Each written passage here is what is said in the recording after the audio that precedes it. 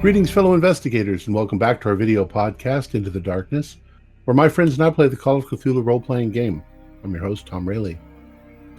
Our scenario is entitled Draw the Blinds on Yesterday, and this is episode 4.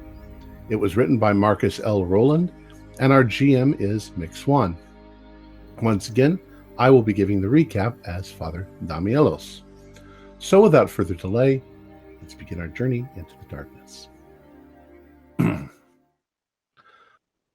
A letter of update to Metropolitan Theodoros of Epistomopolis, Greece. Eυλογείτε, Your Eminence.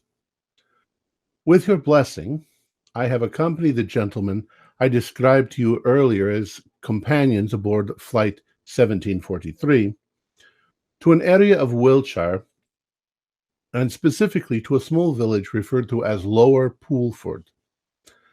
We believe it is somewhere over this area that our flight disappeared from the radar screens and did not reappear for 3 weeks. In addition to this, the woman, who we suspect to be demonized, seems to have also traveled to Lower Poolford in search of something. The logic behind our reasoning is simple. Her behavior was not as if she were traveling to a known location. She left the airport and traveled to the British Museum in order to view a map of Wiltshire. She then set off, leaving in her wake many people who could not quite remember her. We now believe something occurred on August 11th on the ground within the vicinity of Lower Poolford. We found an article concerning a mutilation of animals and also the murder of 2 children shortly after this date.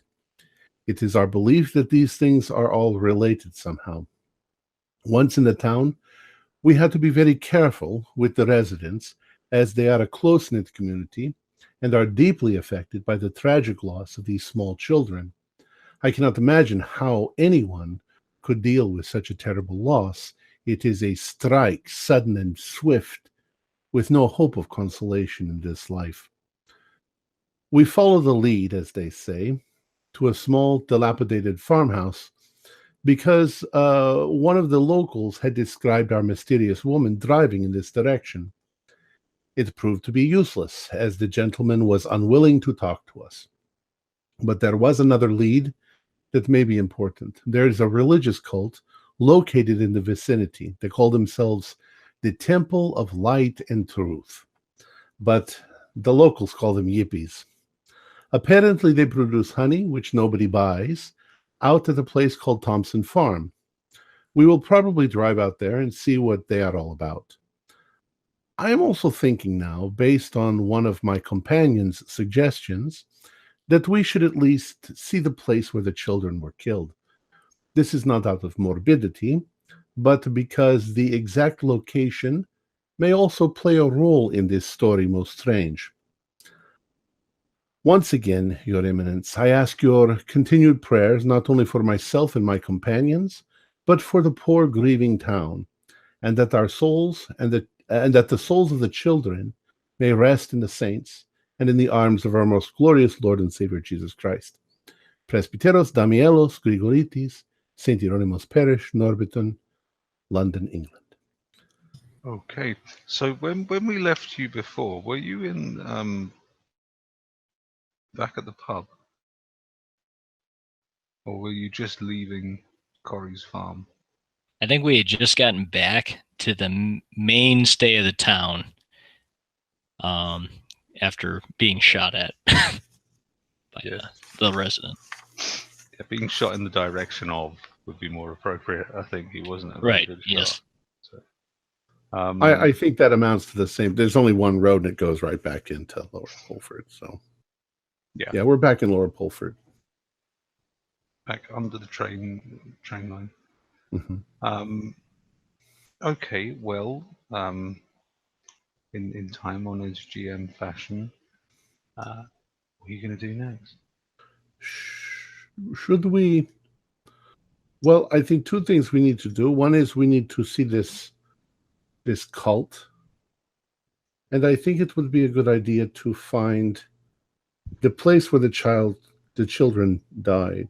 But That will be tricky trying to find that out because the people here, they are grieving. They don't want to point out, such a horrible thing. I believe last time we chatted a bit with the Reverend. I think he might be a decent lead in terms of figuring out where exactly the children might have been. Possibly, he might also be reluctant to share this with strangers. But also, there's the possibility of some of those men inside the bar who were not natives to the area. Maybe they know where it happened. Maybe it's in the news. That's a good point.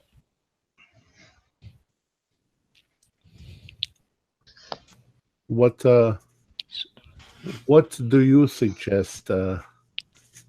Cam. That's your name, Cam. Well, it's good as any there. I think it's a good idea to look in these areas and stuff.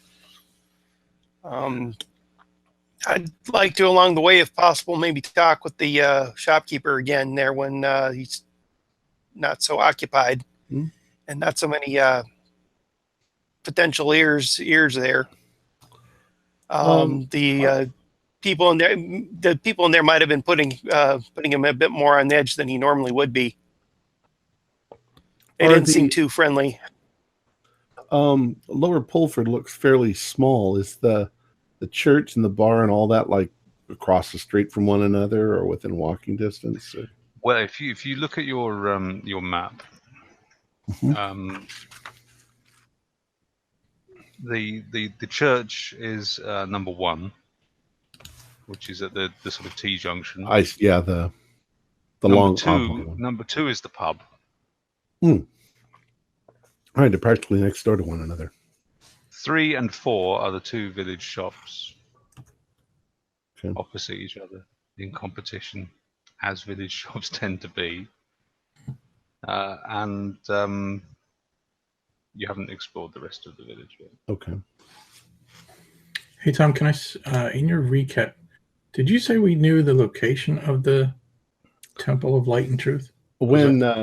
When I reviewed, because Corey couldn't make it tonight, when I reviewed the things, Mick told us where it was. He told us when he was the guy inside the general store was talking about the honey. Yeah. And he said it was made by the Yippies over at Thompson Farm. I missed it too until I reviewed it. Thompson Farm. Okay. Because isn't that the name of the Reverend Thompson? Or did I mix up my notes? Yeah, I thought that was the Reverend's name as well. Maybe we just heard blah, blah, blah, blah, Thompson, and... I didn't get the name of the Reverend. No, I'm going to have to go back and check that now. Point of clarity, GM. Oh, yeah, I see it on the map now, Thompson's Farm. Yeah, it's north. Up at the top. Having looked at my notes, I will concede that there is a high likelihood that the name that I made up off the cuff, your subconscious brought forward. Yeah, deciding as I did that Vickers are probably called something like Thompson or something. You couldn't call him Father Brown, I guess.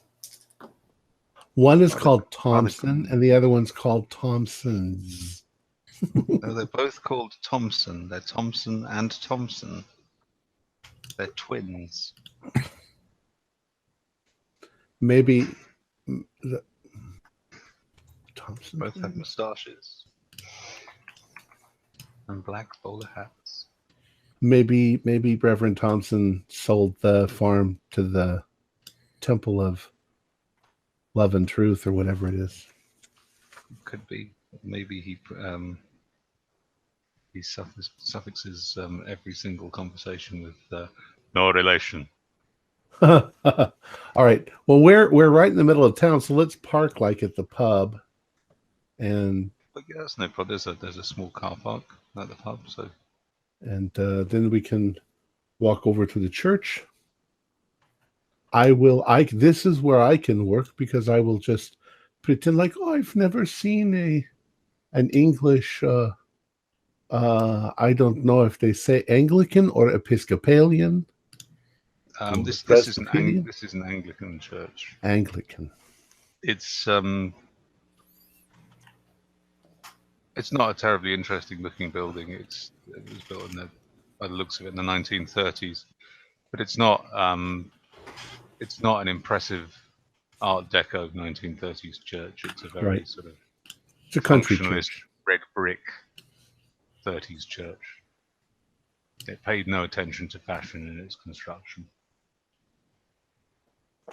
Well, if somebody wants to come with me, that's okay, but I can go speak to the Reverend, and you guys could go into the bar and see if you can get information out of where these poor children died. But we have to be careful. This could deeply offend people.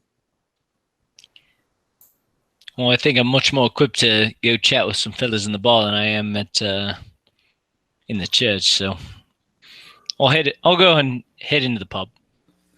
I'll go follow him. I'll walk to the church.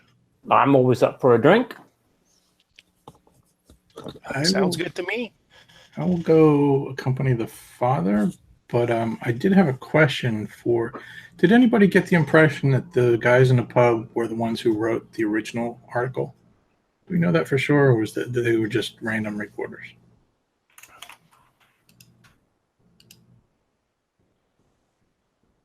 I think they were just random. Yeah. I think they were just random. They didn't really seem to display a great depth of... It's almost like they got sent there against their will, you know. Doesn't it seem like if they had written the original report, why would they still be here? The original report was in a local paper, and you definitely get the opinion that they are not local journalists. Maybe those of you going to the pub could ask them a question for me. I just thought it was odd, the fact that in that newspaper thing they started off the article talking about the Wiltshire ghost. Right. And then real quickly it turns into some sort of a huge ape. To me, those two things do not jive together. It's almost like, is that a local legend of the ghost, and it's a ghost of an ape, or? Well, they say it was because it looked like a huge ape, but it disappeared when the man shot at it, literally into the air. Right. It looks like the first sighting was the 11th. So the Wiltshire ghost and the ape are the ape was sighted first, and they decided to call it the Wiltshire ghost. Right. And they also were speculating that it might be an escaped animal from a wildlife park. So there's another question, is there a wildlife park someplace nearby? The Wiltshire ghost, though, that sounds like there might be history behind that. Mm-hmm. GM, is that, do we know, is that a town, Wiltshire? Is that nearby? Wiltshire is the county. The county, okay. Yeah, the county in which this is a small village. Gotcha. It's a county most famous for Stonehenge. Okay, yeah, I remember you saying that. And, I'm going to make a guess, because this actually, now that I'm reading over the article, this is not the first article. I think that there were articles starting on August 11th talking about the local farmer, and then I don't think that this article came sometime much later when the children were right, exactly. This would be the everybody second was one. calling this thing the Wiltshire ghost, Right. because the guy said that it disappeared into thin air. But there's no date on this. Do we have a date on this article that we read? Is it more? It's obviously more recent.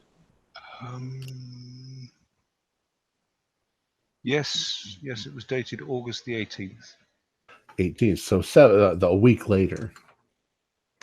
So there was a whole week for them to start calling the thing the Wiltshire ghost. Okay. So you guys are going into the pub. Mm-hmm. And Roth.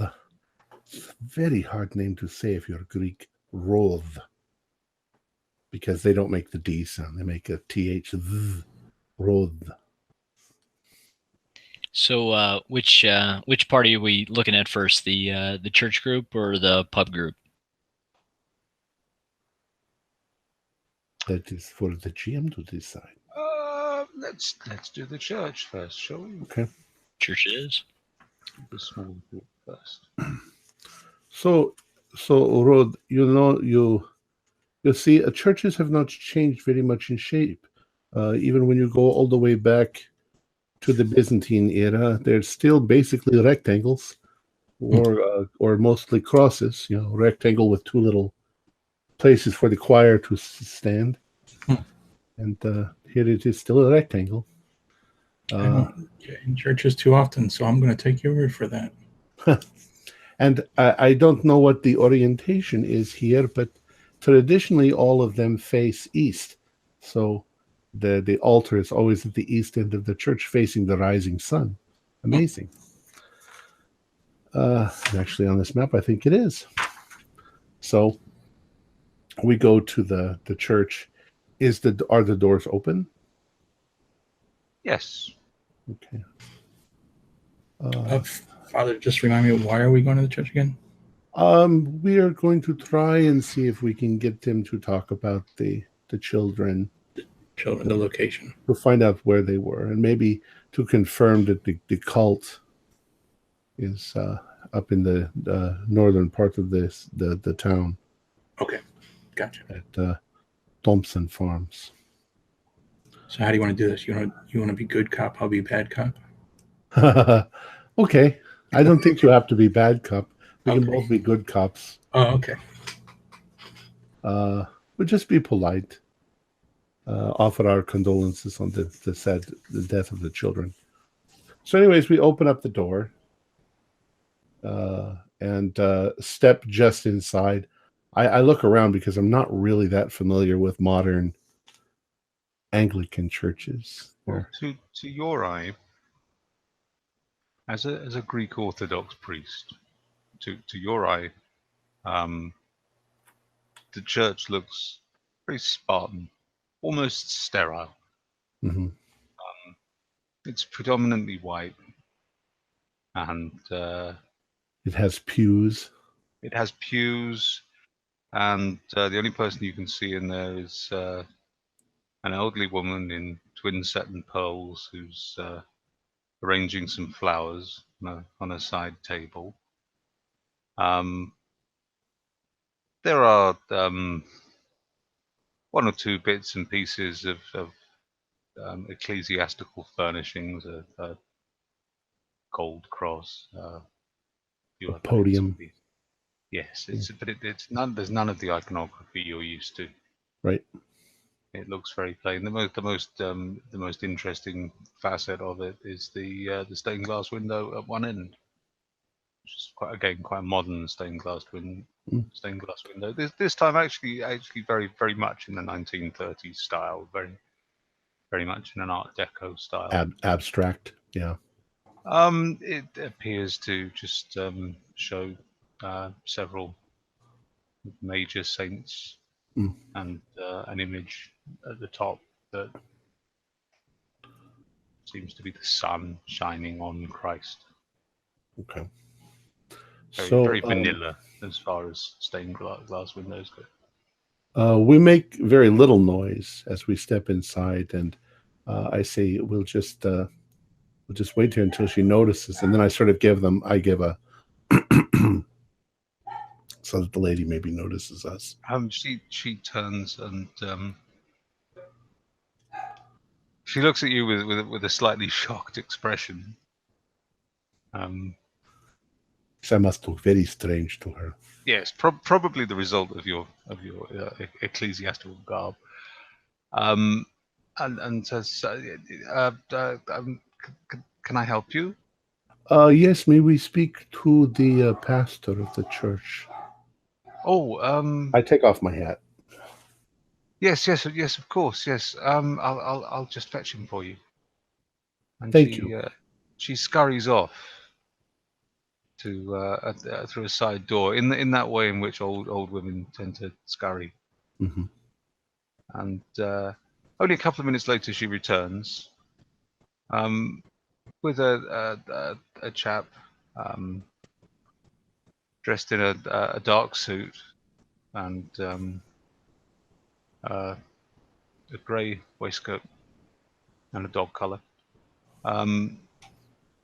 Who he's not particularly old. He's in his mid to late 30s. He looks like what the tabloid newspapers would disparagingly call a modern vicar. And he walks towards you with a big smile on his face and says, "Hello, can I help you at all?" Yes, we are in the town just for a short time. I am a Greek Orthodox priest. My name is Father Damielos. I just thought I would drop by and see your church. Oh well, you're most welcome. Yes, I'm Father Thompson. I'm the parish the parish priest here. But I'm not actually. I'm not a priest at all. I'm the local vicar. I see. So So you don't use the terminology like the. No, that would be a Catholic. I see. I'm not completely familiar with the Anglican Church and all of the differences, but you have a lovely little church, yes? Yes, we try and keep it as nicely as we can. We haven't got a very large congregation, but it's an interesting parish. Mainly farming people, and I have to say that recently, because of rather tragic events, we've if anything seen an increase in interest in church attendance. But As I heard about the tragedy, it is so. Oh my goodness, to lose children. yes, This is the worst it's tragedy been very that could difficult for happen. everyone, I think, particularly the families involved. I am myself not married, but I can't imagine losing a child. There's so much beauty and potential in the children, and oh, what a loss. Quite so. Um, Well, one of the boys used to attend our Sunday school here, oh, Mark. that is tragic, But so tragic. Did I had read this just today in an article about a possible relationship between some sort of a ghost. oh yes. Well, you must understand that the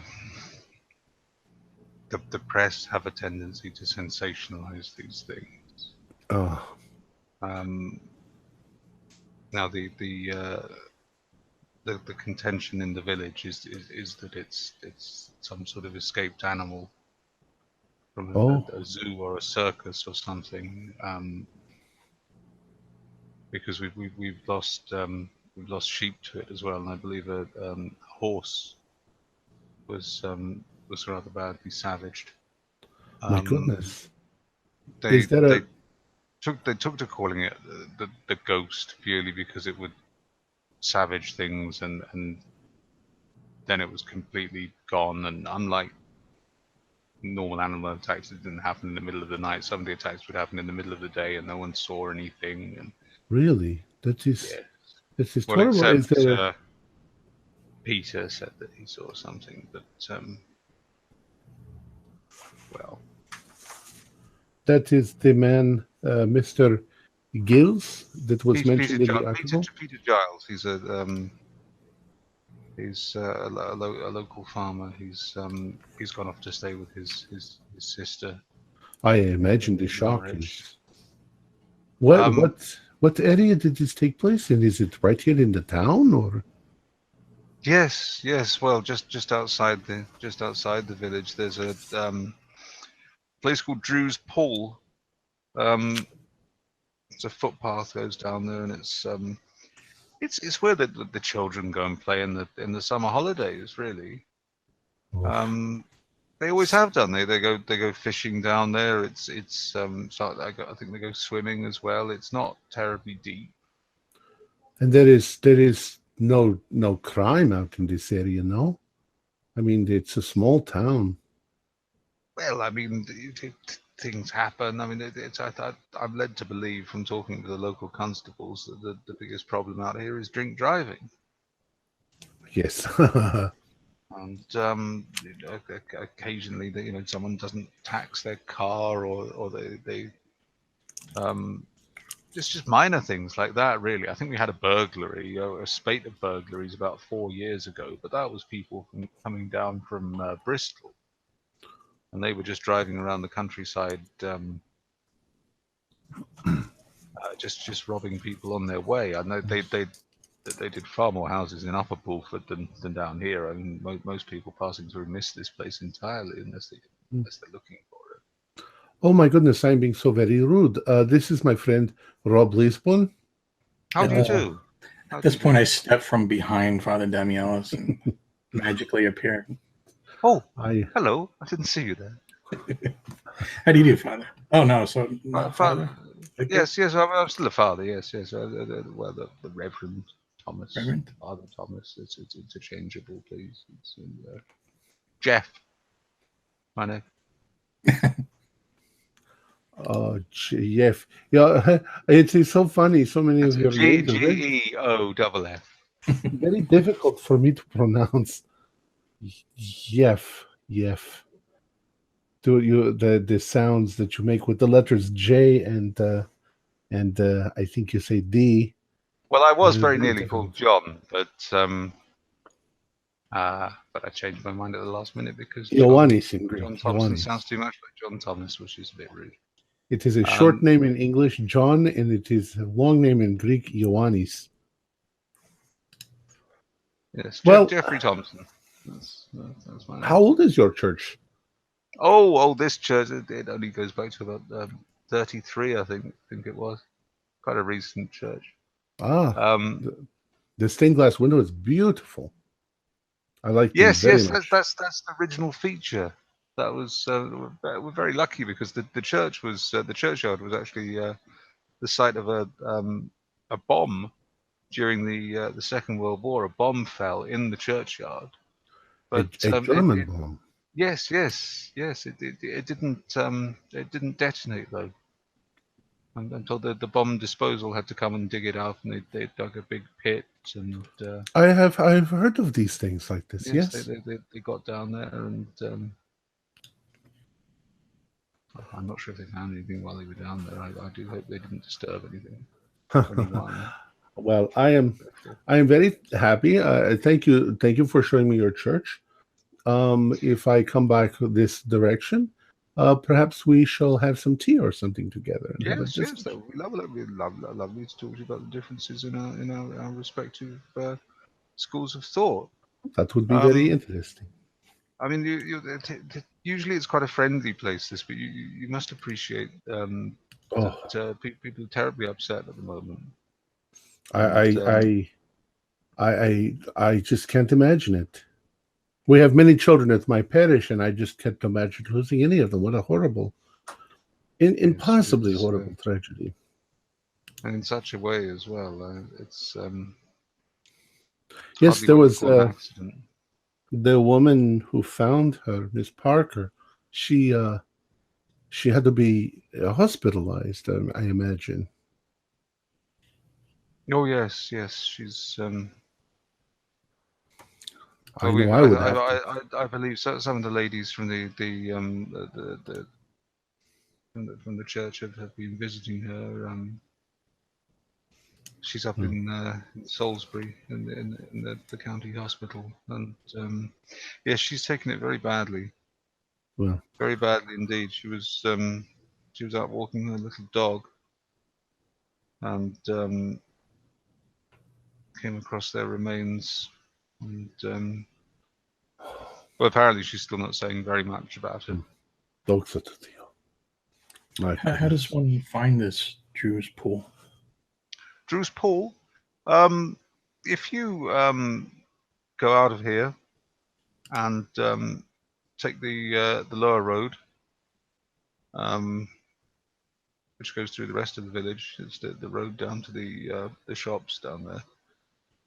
You'll find, I think after about the second or third house, there's a gap between the houses, and there's a footpath. There's a green sign up there that says Drew's Pool. Can't miss it. Is it private property, or can anybody walk back there without? Oh no, it's there's a public footpath down there. Oh, okay. We should probably say some prayers when we get there too. Yeah, it's just I can't imagine. The shame is it's a rather pretty little place, but now it will not be that for. No, it'll never be the same for the locals again. I doubt anyone will ever let their children play there again.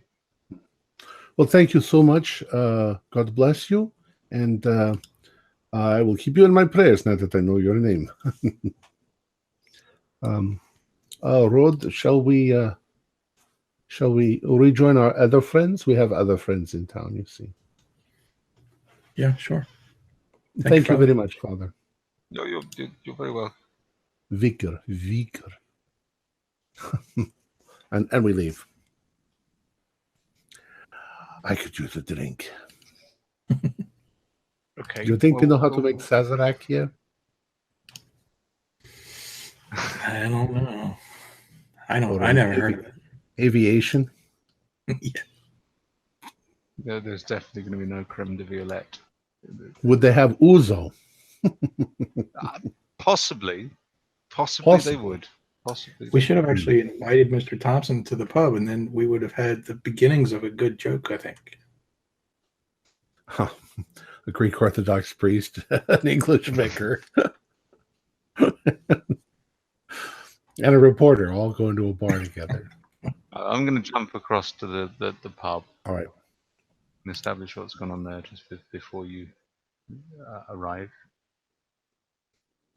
So, while they've gone to the church, the rest of you have taken yourself over to the pub, which I believe is called the Saracen's Head. I think that's what we said it was called. So, other players in the pub. So I'll walk back up to the barman, who I'm assuming recognizes us from the last time we were in here, and strike up a conversation with that gentleman. Back again so soon, sir? Well, yeah, it just you could call up another point for me and my friends, and much appreciated. Right, you are. Well, barman, I hate to impose. I really do. I understand that you and the town folk, you have a bit of trouble on your hands, and quite frankly, I'm from a little town myself. I couldn't quite care for the amount of folks that are probably in your town, just like we are. But I have to ask, my friends, tell me a little about this Temple of Light and Truth. It's a couple of folks. They hang around your town. Could you tell me a little about them? What, the Iffies? Yeah, that's right. Oh, yeah, just well, it's what's his name? He calls himself a reverend, but he's not like a proper reverend, like the reverend at the church. Well, certainly not. He's what's his name? God dear, Tom Bombadil. Ah! Tom Bombadil. That's the first name. Tom Bombadil. Bombadil. You ever heard of Tom Bombadil? That's very Tolkienish, if I do say so myself. Well, yeah, ain't his real name, is it? I mean, I don't know what his real name is, but he was like Of course. he was a pop star back in the 60s, Tom Bombadil. Yeah, of course not. Yeah. So, any idea where I could find these chaps? Yeah, they're just you want to take the north road out of the village, You go back Right. to where you came in, go north up to the village. There's a road leading off, just forking off to the east, and there are farms up there. I mean, you know, they're yeah, they're not. They don't make any trouble. No. I heard that they make honey. A couple of dozen up there. They make honey. Well, I'm not a honey man myself. I'm more of a jam man. Well, you know, they donate to the fete and the bazaars, and you know, they're on. I think a couple of them are on the football team, and Of course. Who you root for around these parts? hey, oh no, just the local side. You know, nothing. Sunday league. Of course. Just kind of curious there, Barman. Do these guys ever come in for a pint every so often, or do they kind of stay away from here? They come down now and then. You know, Okay. they're there's a few of them in the choir at the church. You know, they don't come to services, but they like coming down for sing song. I think actually I've seen a couple of them doing the St. John's at the football matches even. So yeah, they don't keep themselves. They're you know, nice. I don't know folks. what that is, but yeah.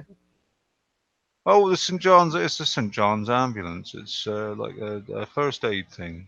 First aid volunteers they are. Oh, okay, yeah. All right, I got you there.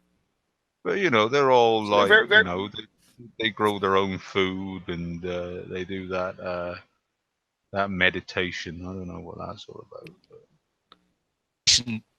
Decent folks, as far as you're concerned.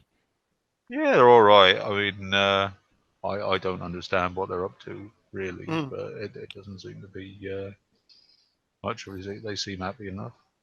So how do the other townspeople feel about these guys up there doing their thing and their meditations and funny stuff?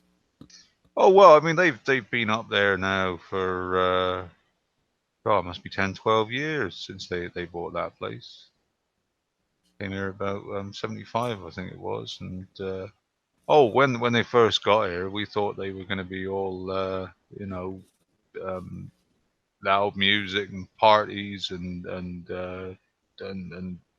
you know, all that business and causing trouble and that and running around naked. Okay. But they're all right, you know. They're just they get on with their farming like anyone else does, you know. Gotcha. Got another question. Oh, I'm sorry. No, go ahead. Oh no problems. Yeah, no. Got another question. Are there any other like community people in the community, you know, like them who kind of live out on their own, or you know, we got like maybe some people who are of some means other than the shopkeepers, you know, like may have a little bit of wealth or influence. Not sure I understand what you mean. Well, I mean, most of the farming families keep to themselves. There's not like anybody who's like taken over one of the old farms and turned it into his own little kind of estate where they're not really doing any farming or anything like that. But you know, something like a rich guy, like one of your, what do you call them? I don't know the name, but you know, like you know, guys got a little wealth behind him. Well, most of the farms around here, well, I don't know. You know, Ennell's farm, they do all right. I suppose Southwell's, they're making the most money as far as I can tell. Okay, so not like sure. Don't see much of them down here, but you know, they're always building new buildings and stuff up there. So no highfalutin gentlemen or anything like that. Yeah, with their no, nothing like that. The only real outsider is that Bombadil and all that. There's I suppose Fred Ennells. He does all right. You know, he's got his farm, and then he runs the demolition business. He's got a quarry. So he's what they call it, diversified, isn't it?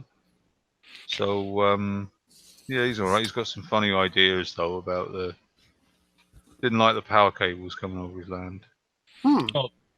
Oh, barman. So I gotta ask. So you got these terrible happenings in this town, which I completely understand. It's so uncomfortable. But is there anybody that's really investigating, like really looking out, trying to understand what happened? We'd love to talk to somebody who's just trying to understand what all took place. Could you point us in a bit of a direction? Well, I mean, there's the police. Of course. We've got a few police down here at the moment, and they're keeping an eye on things, I suppose. And what are they looking into? They got any leads? They looking into? Obviously, you got this ghost running around, and call it a ghost. But anything else? I mean, even the parents of the poor children. Well, it's God bless. I suppose it's just an animal, isn't it? Some animal from somewhere. Well, certainly. Yeah. Though maybe someone said maybe like a lion or a tiger escaped from somewhere.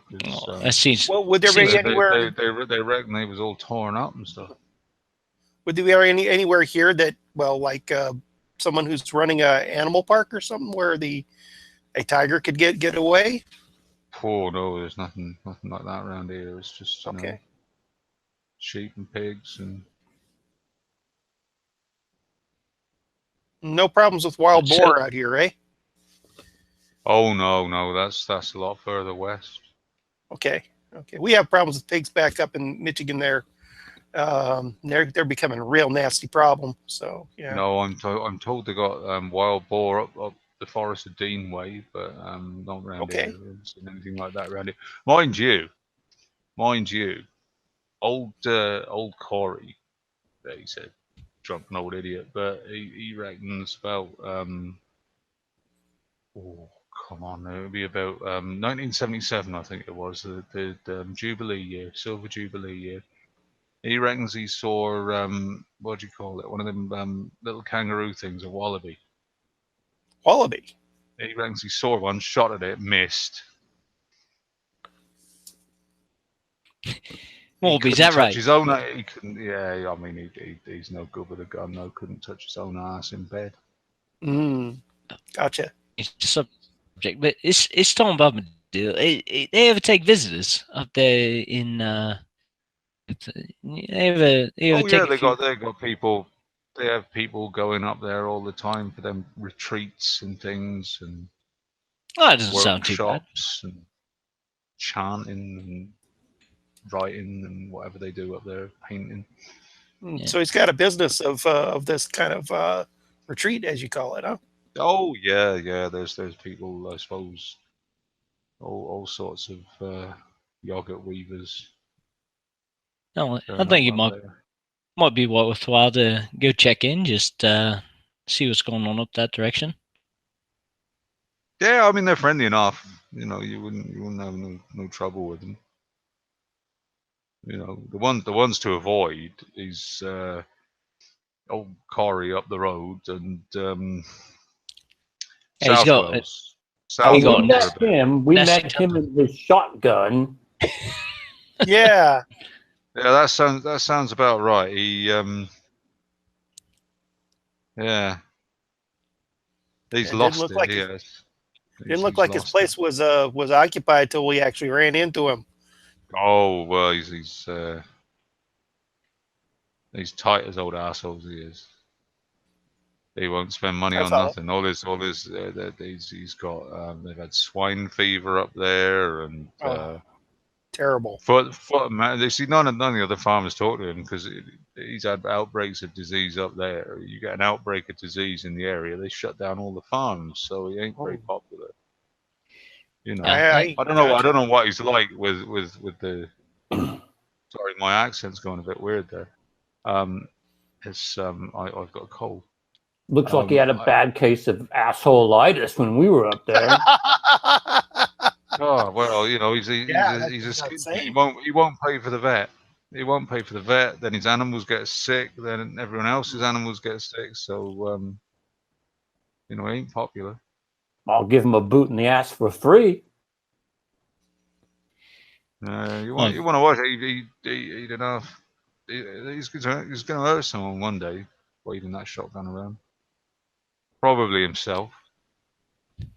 Silly old bugger.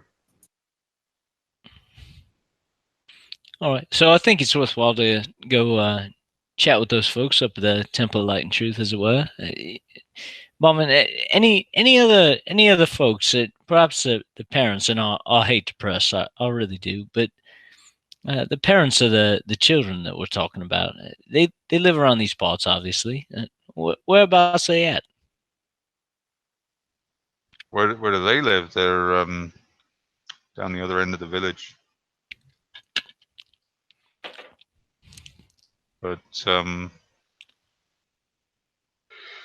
well, they're what's it, up the close, the new buildings up the close, the two end houses on the right. But I wouldn't go bothering them if I were you. Nope, fair enough. They've had bloody all sorts up there. Nope, totally understand. They've had the police in and out. They've had someone from the county came up about the animal thing, and of course. So whereabouts is the police station in this town? If there is one, maybe it's just a local constable, as it is. That's a very good question. That's a very good question indeed. Indeed. Well,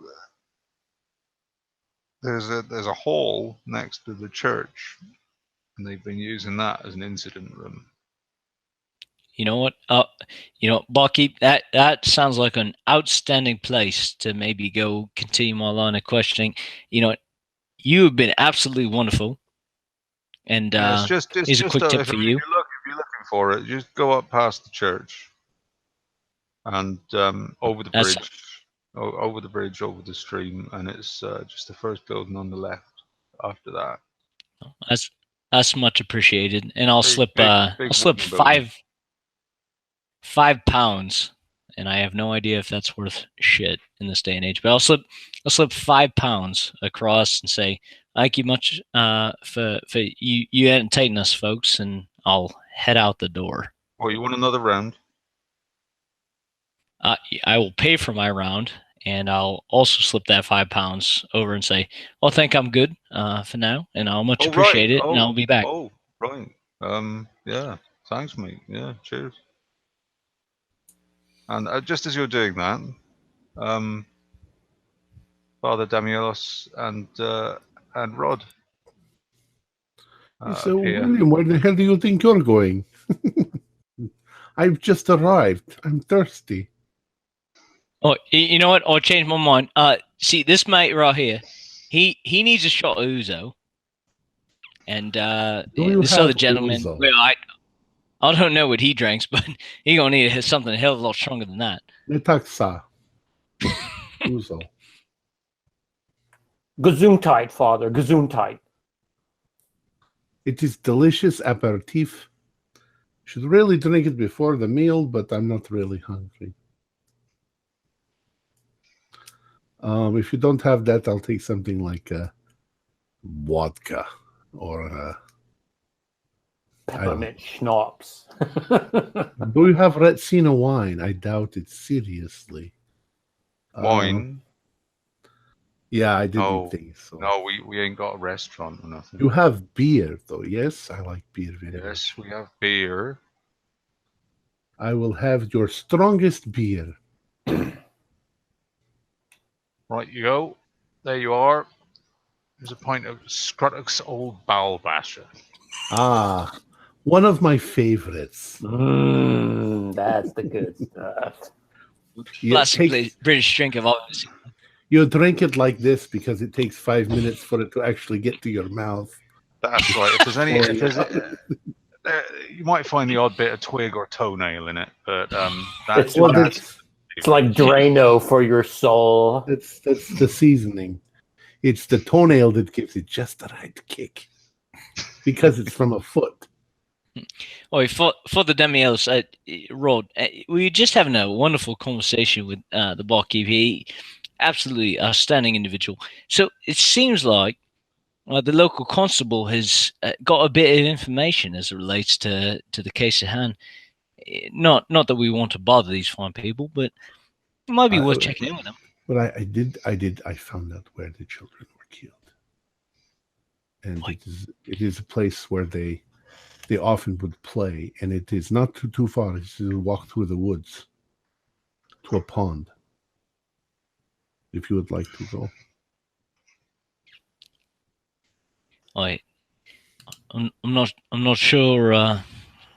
Not sure if that's worthwhile or not, but I'm absolutely willing to check it out. Well, I was thinking, what if this was the area?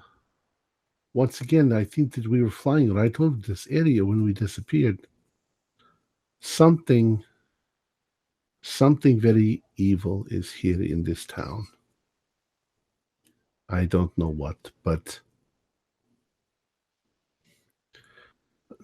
it bothers me. And now that there is a pond involved, and I think I would like to see this area. I don't know why. Well, I think that hippies are suspicious. Well, I think from what I understand, it's out in the woods. There's a path.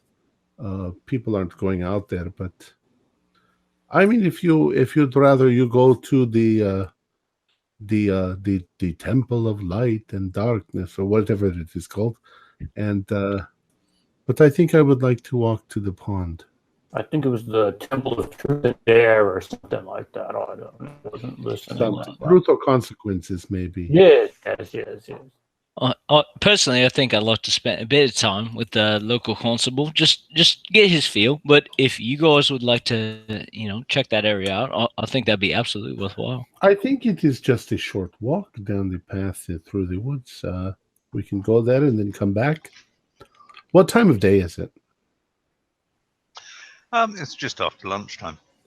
Yeah. Well, let's see. It looks like from what you've just told me, that the constable is on the other side of the river, and the Thompson farm is on the other side of the river, in the same road going up. And the pond, the Drew's Pond, is along Drew's Pool Pond. I don't, but the path, it is the same river that feeds into the pool. That's right. Yes, there's the footpath leads off to the southeast of the village and down to the pool. Certainly worthwhile to check it out. Why don't we head over there and see what we can find? We could sort of line them up so that we hit the pool, and then we go to the constable, and then to the Temple of Light and Dark, Truth, and I don't like to say truth. We know it's not the truth. We know it is cuckoo people who. I we know they don't make their honey is not a bestseller. That's for sure. It's big for who knows why. But it's honey. For that, it keeps for years. So I think that's a brilliant plan. Let's go check it out. Did you say something about them walking around naked all the time? Oh. Or were you joking? I'm interested. Oh, we shall see. We are British, after all. I shall have to wear my hat like this. I shall take my beard and go like this. Rod can actually seem like he'll just lead you around and describe things to you. This beer is delicious. You should put it into bottles and sell it on the market. Yeah, they do that. Yeah. That's just a good idea, see? So we buy it by the barrel, obviously, what would be in a pub and that. Bloody tourists. So we go into this pond or what's the deal? Yeah, let's walk down to the pond. Okay. Bunch of walking around. It is like, you can see the gap between those buildings down a little around the corner. That is the path. Those are the woods. And maybe Winston would like to go for a swim. You should probably carry Winston, or be very careful with because if that is an animal, Winston looks just like a tasty treat. Oh, I know he does. Come here, who's a good boy? And he picks up the dog, and this dog is heavy.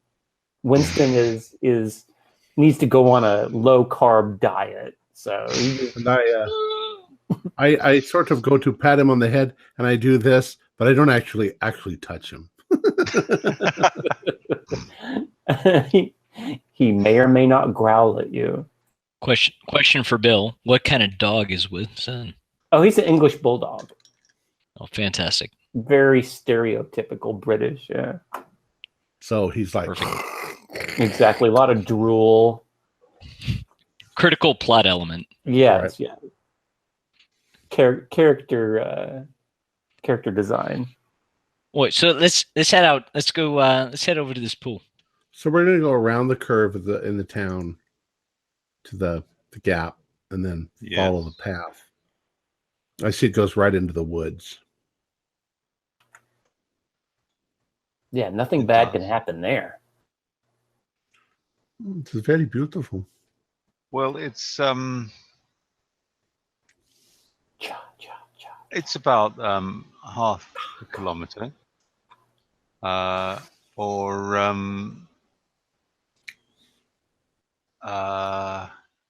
Is that like 30 feet? in miles that would be about Alexa, one and a half. how much is fifths half a kilometer mile. in miles?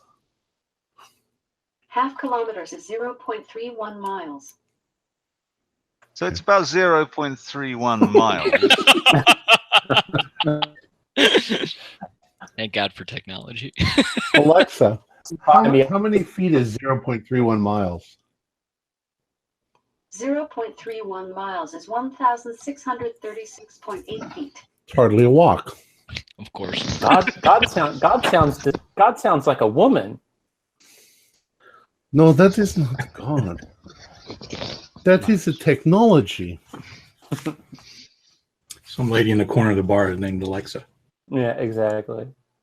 She just spouts stuff, you know. She plays those trivia Talking games to that they this do kind every of Thursday like a- night. Tourette. Sometimes She she should- talks when we don't want her to talk. She showed up for trivia night at the bar. Yeah. It's the Can name of of the Dettol. witch. How far is half a kilometer? It's about 500 yards, mate. Thank you. Don't Wait. mention it. Yards? Not meters? 500 Yes. meters. Interchangeable. All right. As far as I'm concerned. It's about the same, give or take a couple of Yeah. inches, isn't it? So it takes about 20 minutes. Yes, yeah. You know, it's the path winds a bit, and some bits are heavier going than others. One of you's carrying a large bulldog, and I am. Are there any you've all got some beer in you, so you have to stop and answer a call of nature. every are there now and any then. big sticks that you can walk with a cane and beat something up if it tries to jump out at you? Oh like a yeah, it's the dog? countryside. Yeah, there's big sticks all over the place. Yeah, I'll grab a big stick And, to fight off bears because You can find the traditional stout stick. one never knows when one must whack a bear. Yes. Oh great. Now I've got to. Father Damielos is also trained in the martial arts. He's the I know how to whack something with a stick. He's the friar. He's the friar Tuck of the Greek Orthodox Church. Right. So Yeah, spin it around. I'll just get to, hang on, let me get to table 17 so I can find out what I'm just, now all I can see is Bruce Lee.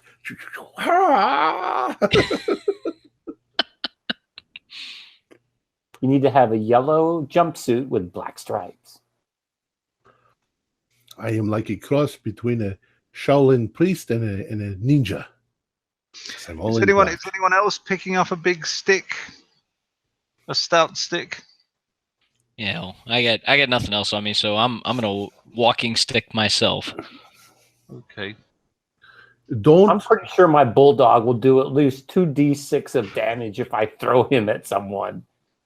Yes, and distract the creature by him being eaten.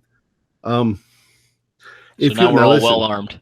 If you are not used to walking with a walking stick, if you see a hole in the ground, do not put your walking stick into the hole, because there might be a wasp nest in the hole. Believe me, I was told not to put my stick in a hole when I was a young lad. I found out this the hard way. I was stung 32 times. 1d4 of wasp damage. So let us go. It's you eventually reach the Drew's pool. You take to be Drew's pool.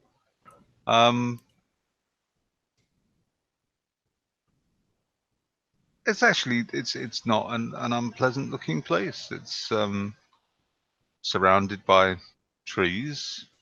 There's some rather pretty willow trees hanging over it. It's a large pool of water, about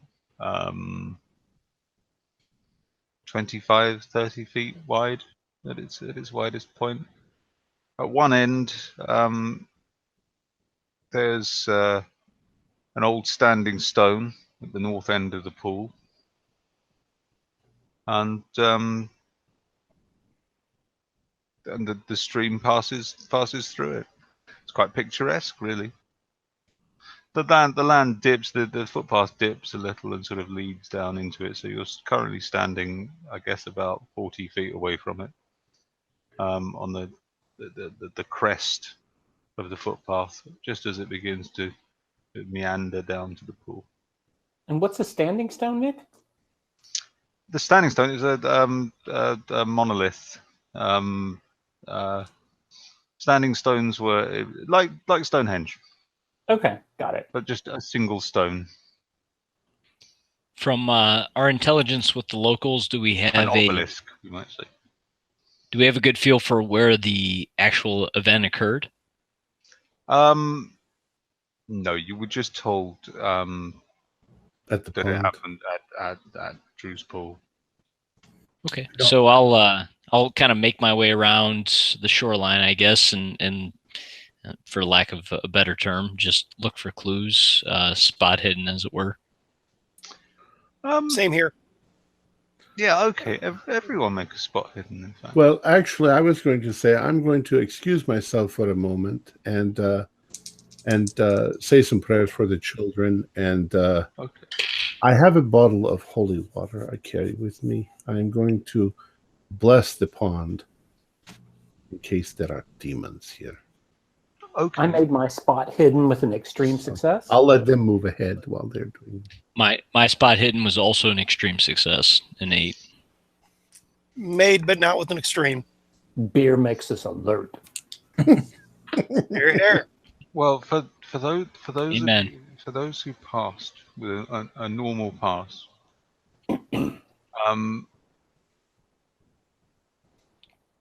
you do find there are a number of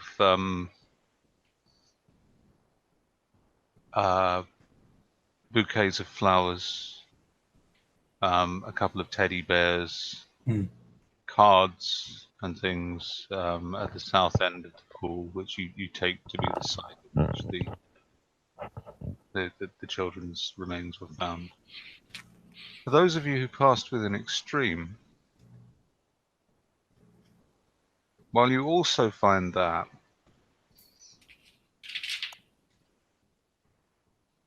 there's something else that occurs to you as you're standing quietly looking at these this makeshift shrine of remembrance to these two poor children.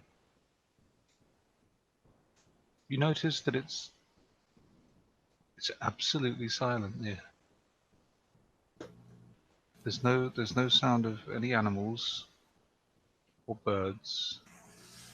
In fact, the only sound you can hear is the sound of the trickling of the stream feeding into the pool at one end. Other than that, it's eerily quiet. Well, Nigel, I have the strangest feeling, but I feel like there should be something else. It's just so quiet. But I don't hear any birds. I don't hear like the wind rustling through the trees. Bloody creepy. I didn't catch it before, but you're right. I'm not hearing anything at all. Not even fish in the water.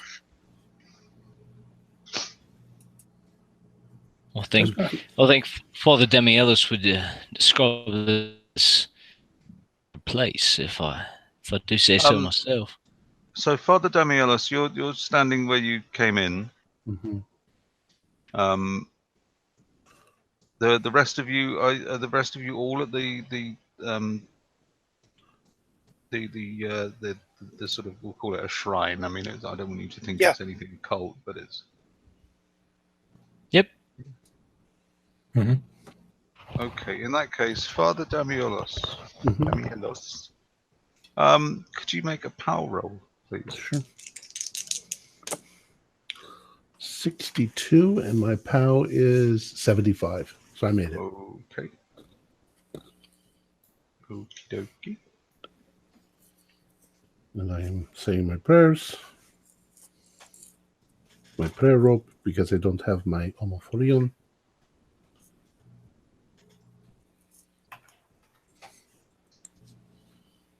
Strangely glowing beads. They're just shiny. From here, it's strangely glowing. My Koboskini, which really only a priest would wear it around his neck if he needed to. But normally you wear it on your wrist and you say your prayers with it.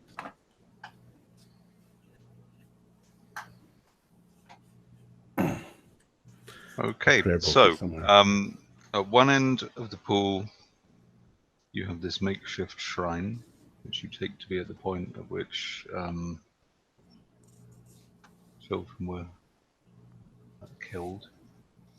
And at the north end, there is the standing stone, which is a large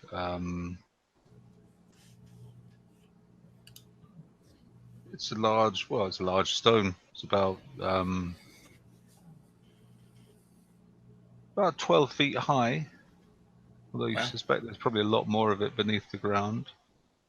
I've never seen one of those. Can I go up and look at it? I'm curious if there's like writings or marks.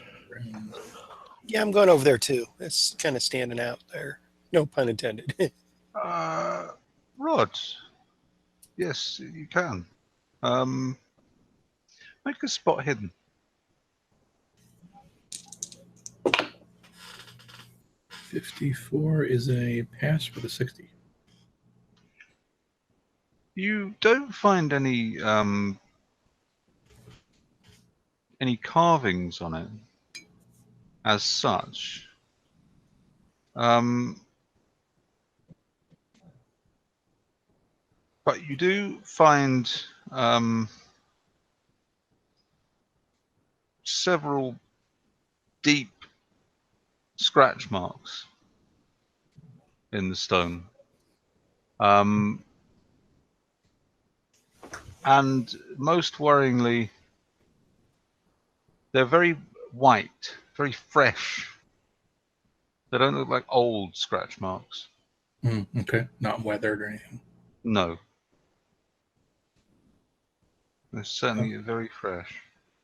Would it be like a a certain pattern to it? In other words, like, would it be like 4 fingers or 3 or 2, or are they random?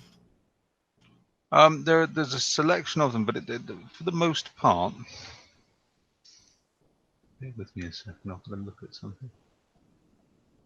For the most part, it seems to be in groups of 3. Okay.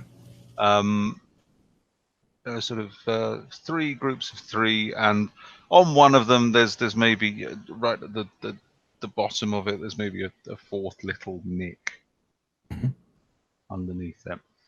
And Cam and Rod, could you both make a power roll, please? Uh-oh. Fail for me.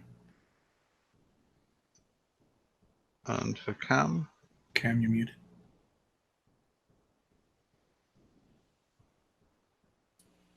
That a 2 is also a fail.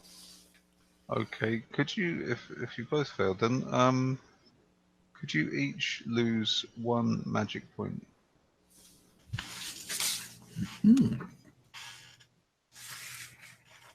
And as you stand in front of this stone, you feel a strange chill, like a shiver, but deep inside, it's quite You ever an seen anything eerie like this sensation. before, Cam? No, this is really. You feel. I'm like I'm getting the creeps here. You know. Yeah. This doesn't see something about this doesn't seem right. I'm surprised the kids would play around here. Or people come here on a regular basis, but Did you notice these scratch marks over here? no. What? Oh yeah. I don't think apes would have the capability to scratch stone, would they? I wouldn't know that. That's definitely not a cat. I've seen cat prints before and cat scratches and bears and stuff in the woods. It doesn't look like it to me. This is odd. Hey, Matt, can you give us a sense of, I know from looking at the map, we're sort of in the woods. Is this like a dense forest sort of thing, or can we see houses from where we're at? Or Well, there's a sort of a clearing around the pool. okay, And it's probably, if anything, it's a bit sparser to the east, where the footpath goes out. It's more sort of just long grass. But around the pool itself, around the edges of the pool itself, there's a lot of willow trees, which are hanging down over the pool, which, while it's rather picturesque, also makes it quite difficult to see anywhere else. You can't see the village because the footpath comes down about 8 to 10 feet below the ground level to get to the pool. I want to take a closer look at the pool, see if I can see any fish or anything in there, how plants, or the ecology of the pool, just kind of get a feel on that. Okay, do you have any biology or natural world? Base 10 on natural world. I might have something.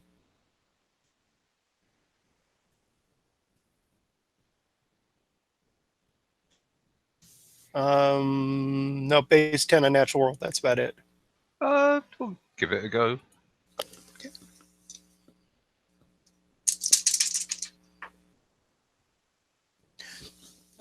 Made it. Just barely at 10. all right. There's a variety of pond weeds, and you can see some reeds and cattails. Mm-hmm. And every now and then you see some bubbles here and there that you take to be fish. Hmm. So it looks like there could well be something in there. Okay. I don't suppose there's any large footprints in the soil. Not that you can see. Okay. There's a lot. There are a lot of human footprints, though. You can see that there's been a lot of human traffic through there.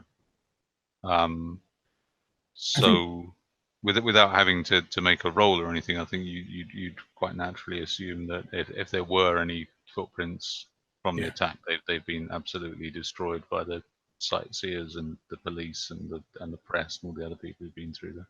Yeah, I think Bill mentioned this in the chat. We didn't see any signs of police tape, right? They didn't tape it off. No. Okay. No, there's no police tape. There's nothing to indicate exactly where the bodies were found. Mm-hmm. All right. So you're just assuming. I mean, the shrine is just there at the south end of the pool. The bodies themselves could have been found anywhere in that area. Mm-hmm. Right. So I have finished saying my prayers, and I'm going to rejoin the group. Oh, guys, here I don't feel like I'd like to stick around here. This is kind of unsettling place. It's giving me the creeps badly. So what is this? A Saracen stone, as they call them, maybe? I do not know.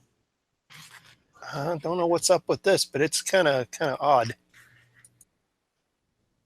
Does anybody know anything about standing stones?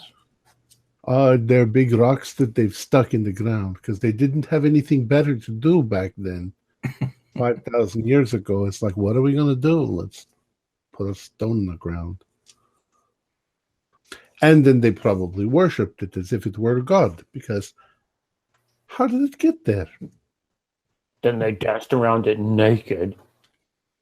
Yes, they probably did that and pounded on some drum or something.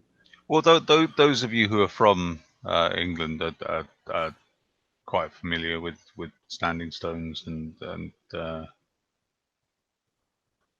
idea that they were Neolithic things, and there's loads of them on Salisbury Plain. That's, I mean, that you know. You could try making an occult roll if anyone's got an occult skill. Well, I have actually a good occult because I study things like that, but I did not get it. No. Big stone. Now that I'm over by the standing stone, should I do any rolls for weird feelings or? Yes, you should. Another power roll, please. 48. Yes, it passed. Okay. Where are the other two? Oh, well, we've just lost Josh. I'm still by the stone. Has he been sucked into the water? I'm wandering around with Winston, so I can I have him wander over near the stone to take a pee or something, and I'll make a power roll as well. Yes. Make another power roll, please. I did not make it. You guys don't suspect it's coming from the stone. You think it's coming from Cam, I think. What are you talking about? What is coming from this stone? If you fail, it's they lose a magic point. All right. I was asking about the stones earlier because I was wondering if, by any chance, are they designed so that from one you can see another one? Like a sight stone? Yeah. Sometimes, but not always. Out of character, I have an idea why the stone's there, but Cam would have no clue. Oh, that is William. I wondered where he disappeared to. Rod, do you have any occult skill or? Just the. Wait, I think I do have some, but not a lot. Yeah. Or history or anything? I'll roll occult. It's not. It's 25. It's not. I also have history. Yeah. No, I jinxed it. 41. I'm going to give you a bonus die on that because your character actually said something that was quite interesting. So I'll give you a. Yeah, it paid off. I got a 10. Or 11. Right. Okay. When you said about the are they positioned to mark anything? You vaguely remember a long time ago when you were at college. Your college roommate had a copy of an old book, which was just loads of like, it was just one of those crappy great mysteries books. And one night you were stuck with nothing to do, and you were reading through it, and there was lots of nonsense in it about alien astronauts and a thing about the Oak Island money pit. Mhm. But you seem to remember reading something in there about the idea of ley lines, and there was a discussion. They were discussing in the book what they were, and you remember there were two strains of thought. One said that they were lines of magnetic power marking the earth, and the other said that they were possibly just routes for trade. But you do remember that the book said that these ley lines were traditionally marked with standing stones. Interesting. I will mention that to everybody. So I'll give you that one because you were very close with your suggestion. Ley lines. Ley lines. It is a mathematical anomaly, I think. It's an interesting idea. Maybe this one points to the Great Pyramids of Giza. I wouldn't know this sort of stuff.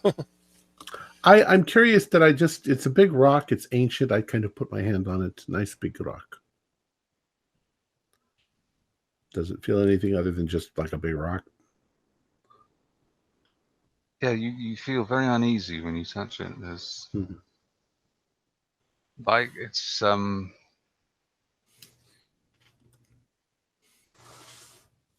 like a yawning sensation in the pit of your stomach.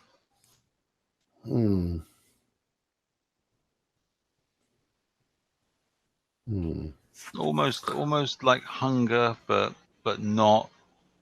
A mixture of hunger and nervousness and like butterflies in your stomach, but in a strange way that feels vaguely unnatural.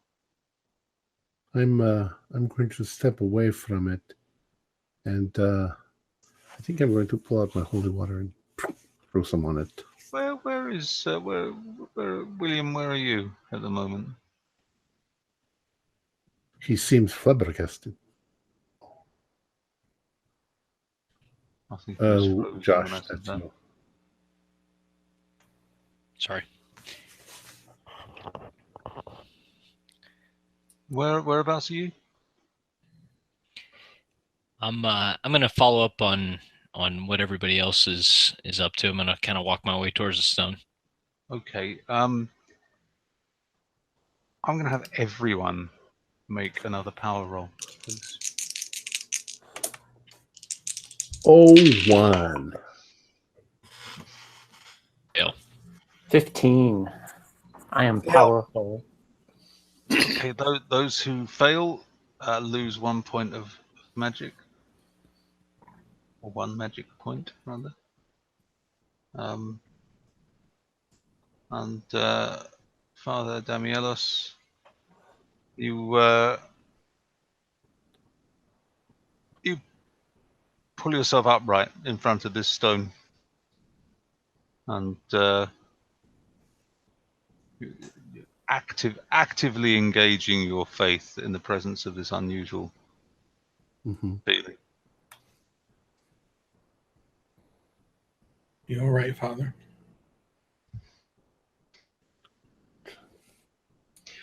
I don't know. There's something very strange here. I could have already told you that, Father. This thing's giving the heebie-jeebies. I feel like we are being watched.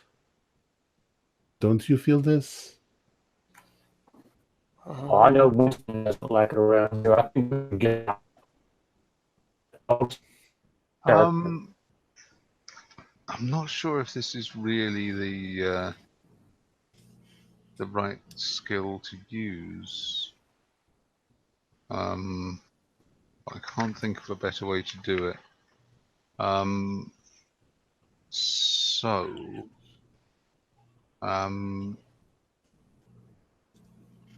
everyone make a spot hidden roll.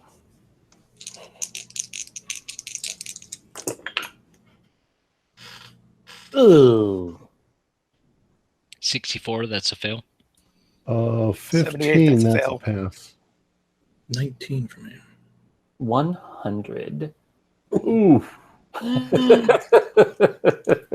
Okay. You suddenly Well, go blind. you don't notice anything because you're sort of attempting to pay attention to what's going on around you, but it's very difficult because Winston has now decided to come up and start snuffling at you and grunting in that way that bulldogs grunt when they're sniffing at things. Slightly asthmatic grunting, yeah. And it's put you off a bit. Those of you who pass, though,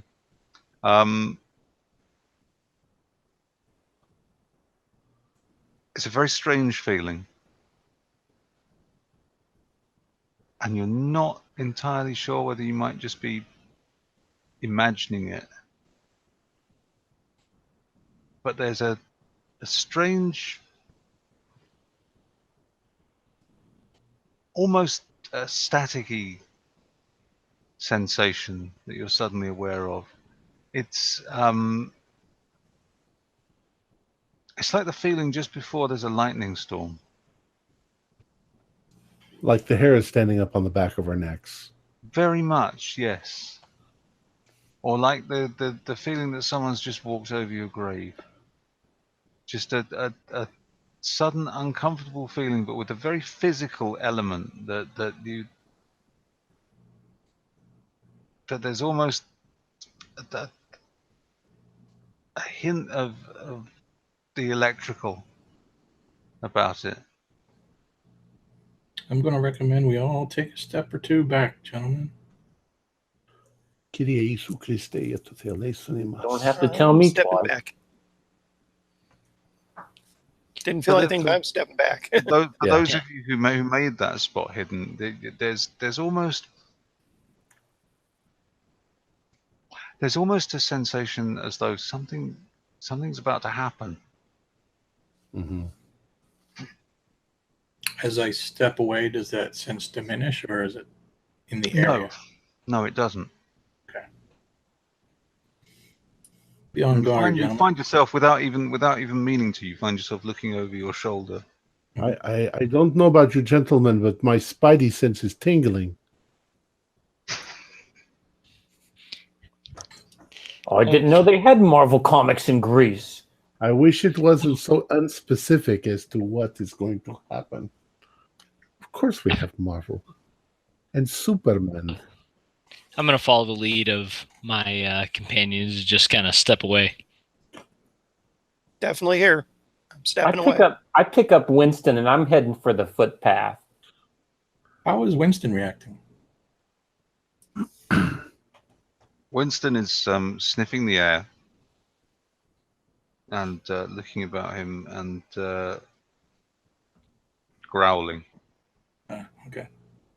I'm going to pick up my stick and hold it like a baseball bat. Something is here. I can feel it. The feeling, this odd electrical feeling,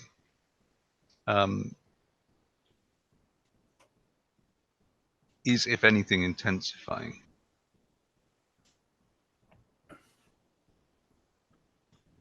And it's accompanied by this strange chill sensation, much like the feeling you have when you first approach the stone.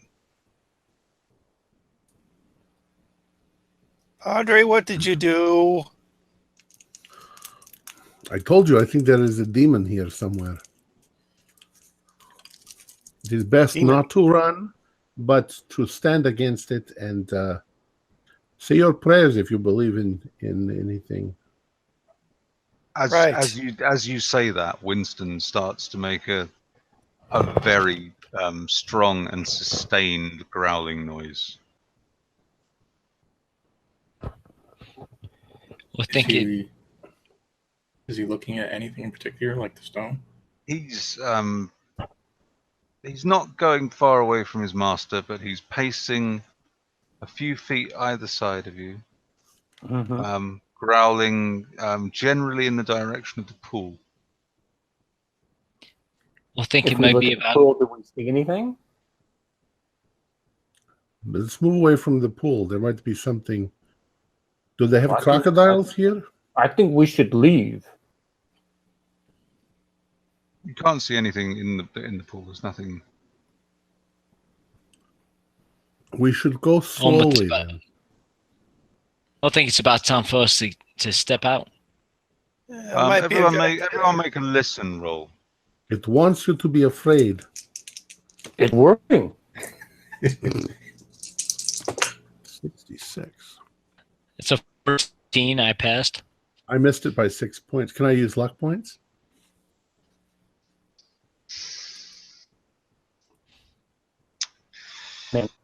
Yes, yes. No, I won't. I don't You know. did 11. Those who did pass, you can hear a crackling in the air. Perhaps a crackling, maybe with a touch of buzzing.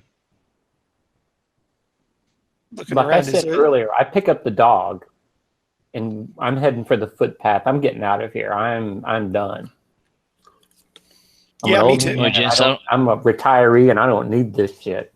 Are there clouds in the sky, or is it clear? It's quite a nice sunny day. I mean, there's a lot of sunshine. It's a very. We're not like sunny about day. to be struck by lightning.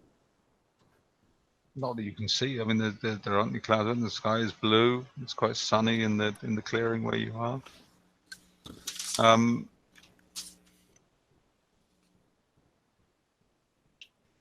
As What were you, What were you going as to say, you- Mr. Banks? Mr. What was Banks that, started Rod? to say- I'm sorry? Mr. Banks was starting to say something. Did he get cut off? I was just going to say, gents, I don't think this is entirely safe. I think it's best we head out.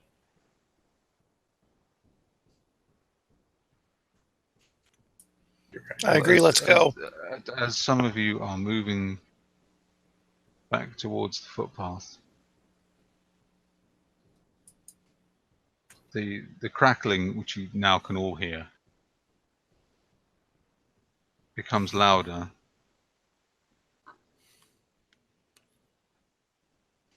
Where is And it very coming s- from? It seems to be coming from all around you. And suddenly stops. And for a moment, there's a sense of relief. Whatever it is seems to have passed. And then, with barely a moment to even process that sense of relief,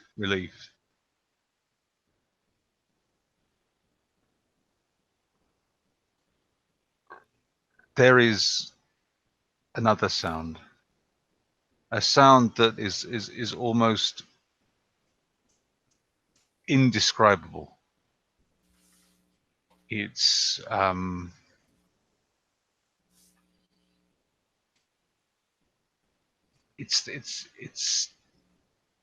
like the sound of electricity being sucked through something. The sound of something being torn, of things ripping, with a maybe even popping. It's so many sounds, and yet it's no sound that you truly recognize.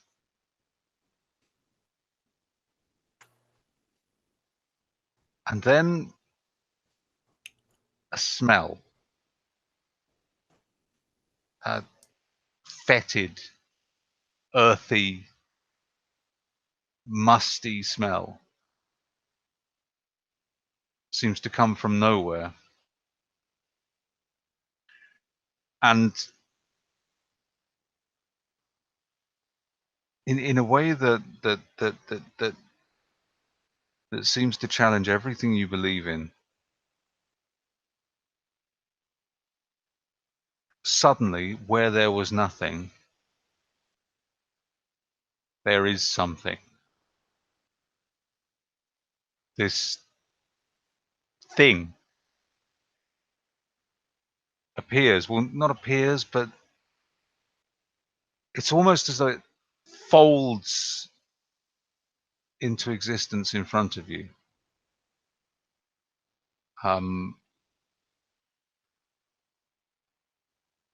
In a way that doesn't seem to obey any laws of mathematics. It just bits of it appear, and other bits appear, and then it's there.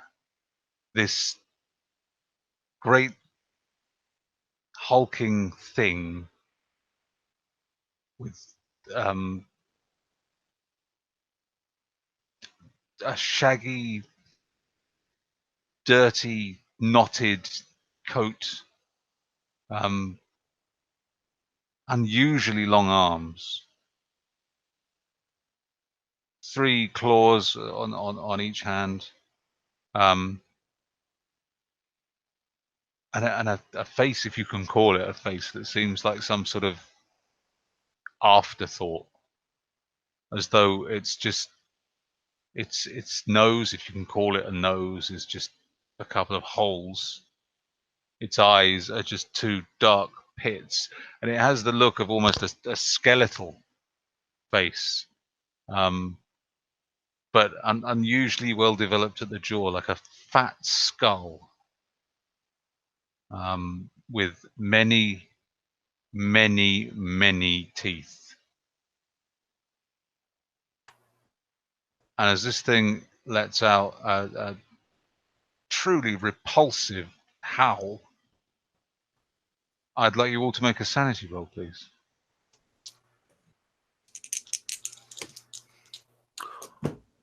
01. That's the second time tonight. 11. 32, pass. Fail, 89. Right, those of you who have passed. Fail, 58. Right, those of you who have passed lose 1 point of sanity. Those of you who have failed, bear with me a second, because they haven't written this down. I am probably going to be going, in the name of Lord Jesus Christ, I command you to go back to hell where you came from. I am waddling as fast as my pensioner legs will carry me, and my fat dog, which is slowing me down at this moment. I'm cursing it for feeding it those treats. Pretty soon it'll be every man for himself, Winston.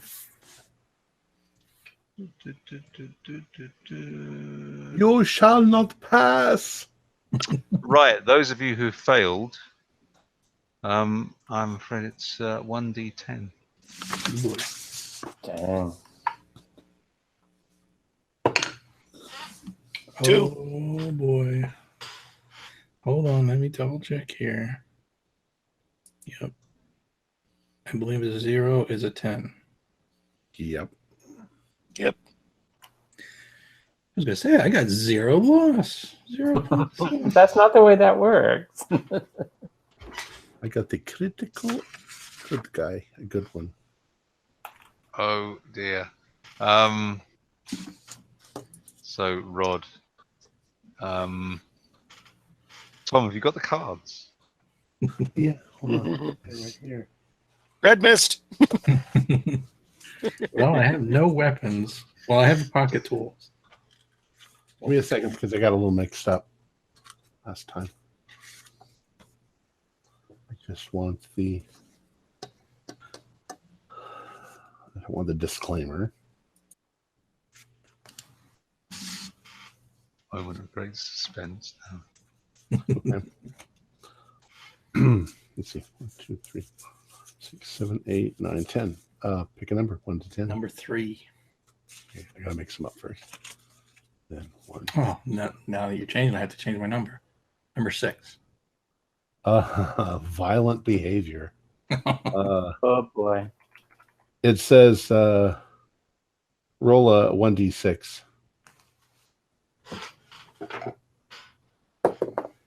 3. It says that you attack the foe closest to you. Oh boy. Yeah, go ahead and give a swing at that. You have berserk. It's a berserk rages. I'm gonna go. You are suddenly overcome with bravery. Such rage pent up from sitting behind a desk every day.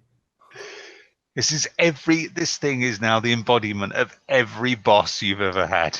Yep. No, Rod, don't do it. And I go running towards it, flailing my arms to beat it to a pulp. Take my stick. Take my dog. Winston at this point is going absolutely nuts. Just barking and barking and barking. Join the club, Winston. Join the club.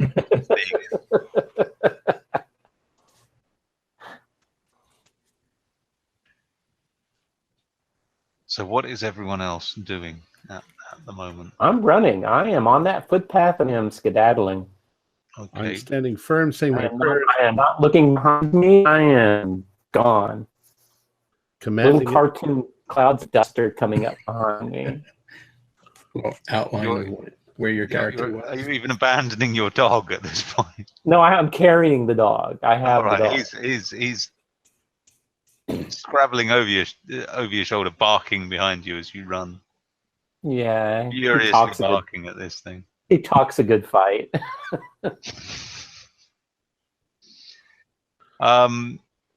Rod, then.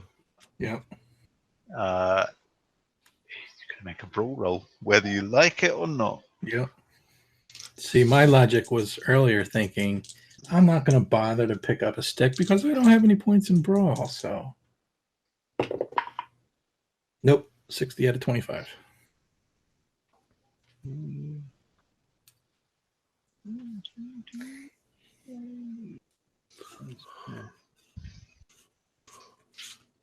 So that's...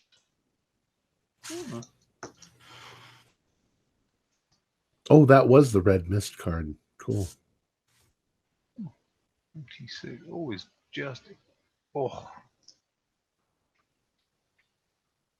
You Yeah, I mean, swing at this thing, and just as you swing at it, it does much the same to you. It sees you coming at it and just tries to bat you away. And it very, very narrowly misses you to the point that you feel it scrape you, the bottom of its hand or paw or whatever it is. It doesn't do any damage, but you feel it sort of bump on the top of your head. It just misses you. You've got 46 out of 45.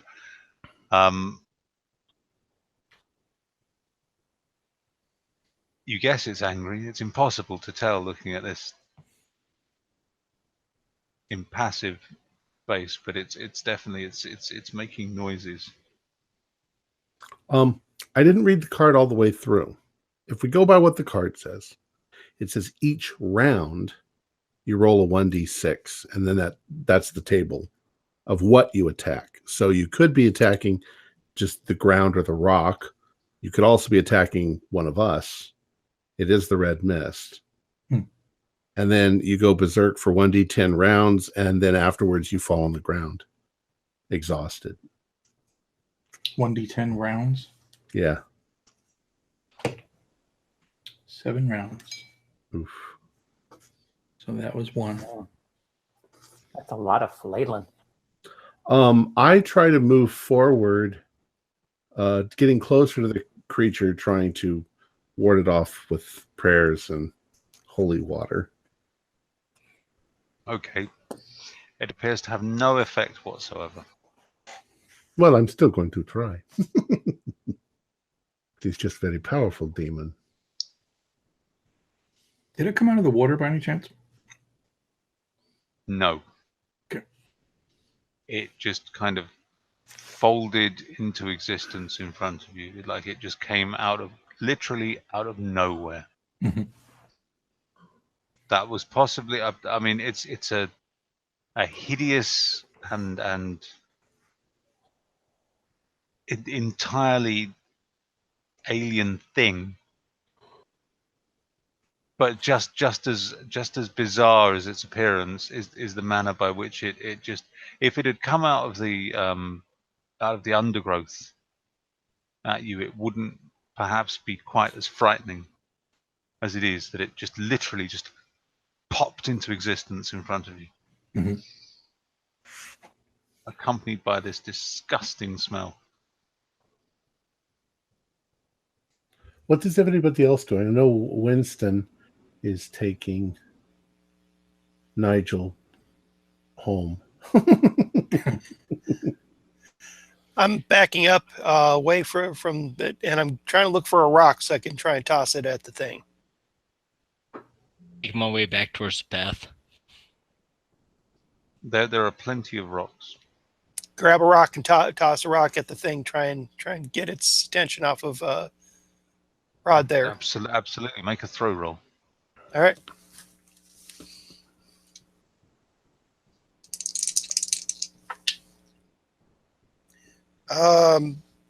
Missed.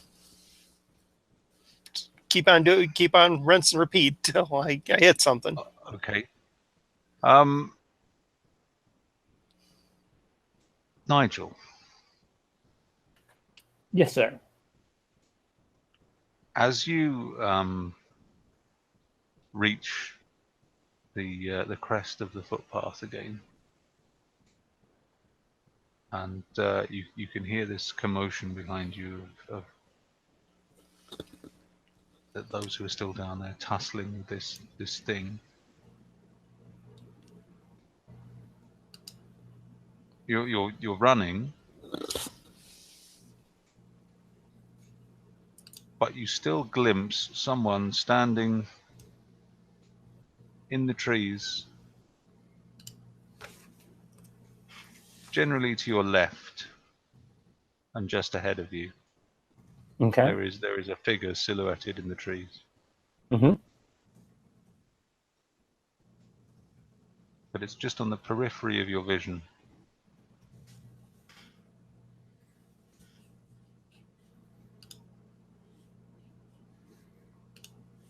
I mean, as I'm running, I'll take a look, and I'll stop and I'll actually look. Let my vision focus on who it is or what it is, or do I recognize anyone? It appears to be the woman that you saw at the airport.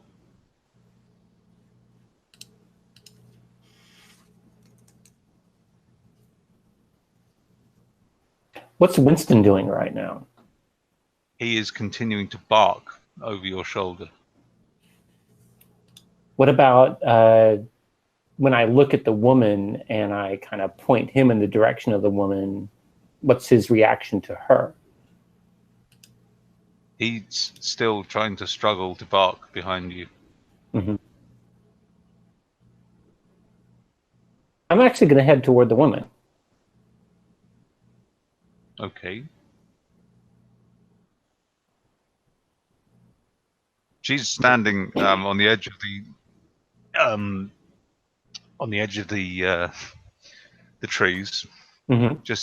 just in the shade. And where is her attention at? Is it on me or is it on the battle? Her attention is directed primarily towards the pool, which you can just about see from where you are. As I say, you're just on the crest of the path. And she glances in your direction with a look that we might describe as impassive in the extreme.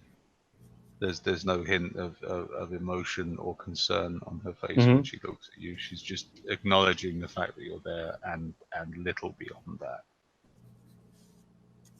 Again, she's got her hair in a headscarf. She's wearing the same mirrored sunglasses, but this time she's wearing trousers and a stout pair of boots and a shirt and carrying a sort of canvas bag, like an ammo bag. Yep. Yeah, like just a canvas bag over her shoulder, small canvas bag.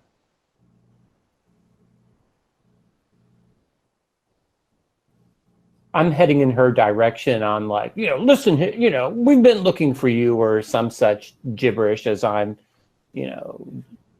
walk toward her with great umbrage and self-importance and anger. She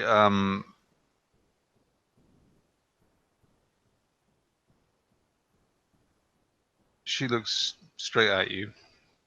Still, well, all you can see is a reflection of yourself in her glasses. Mm-hmm. And she holds up her hand and says, "Stop. Make a power roll." Nope. You stop. Okay. Now, am I immobile? When she stops talking, can I continue, or when her attention goes toward me or away from me? You simply don't feel an inclination to walk any further or to do anything other than stand there, which feels very odd to you because you're still terrified of the thing that's down there and you want to be away from it. Sure. But at the same time, you seem to feel that the best thing to do would just be to stand here for a while. You're not entirely sure why. Now, feels like the best thing to do right now. Am I planted to the ground, or can I move my arms, or am I immobile? You can move your arms. You just make a noise. You go, you can still speak. Right. I'm going to put Winston down on the ground and say, "Go get her. You go get her." Okay. Winston runs towards the woman, barking. I don't know what dogs. Come on, Nick. Role play that dog. Come on. He runs towards her, barking and growling, and she just glances down at him, and he just very obediently sits in front of her. She doesn't even say anything to him, and he just sits down in front of her, just looking up at her very, very attentively. So evidently with bulldogs, it's more of a telepathic connection.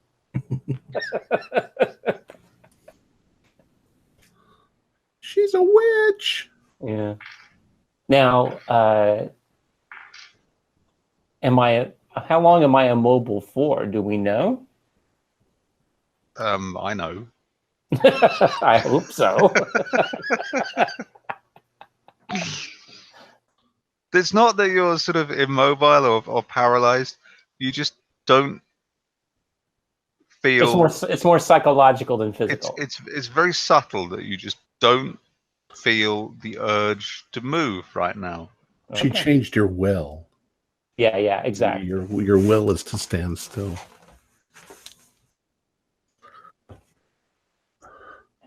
Okay, we are all still like this, fighting the monster. Meanwhile, back at the ranch. Yes. Meanwhile, back at the pool, Rod.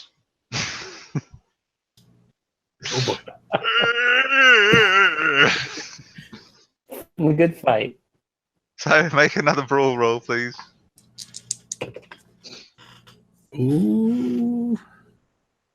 Missed it by 2 points. Okay. Push it. Well, we're supposed to see who you attack this time. Oh, do you want me to do that? 1d6. Oops. 2. That says that you attack the physical surroundings, the rock, the dirt, the plants, the trees. Okay. Rod, you swing a punch at the standing stone. Okay. And miss.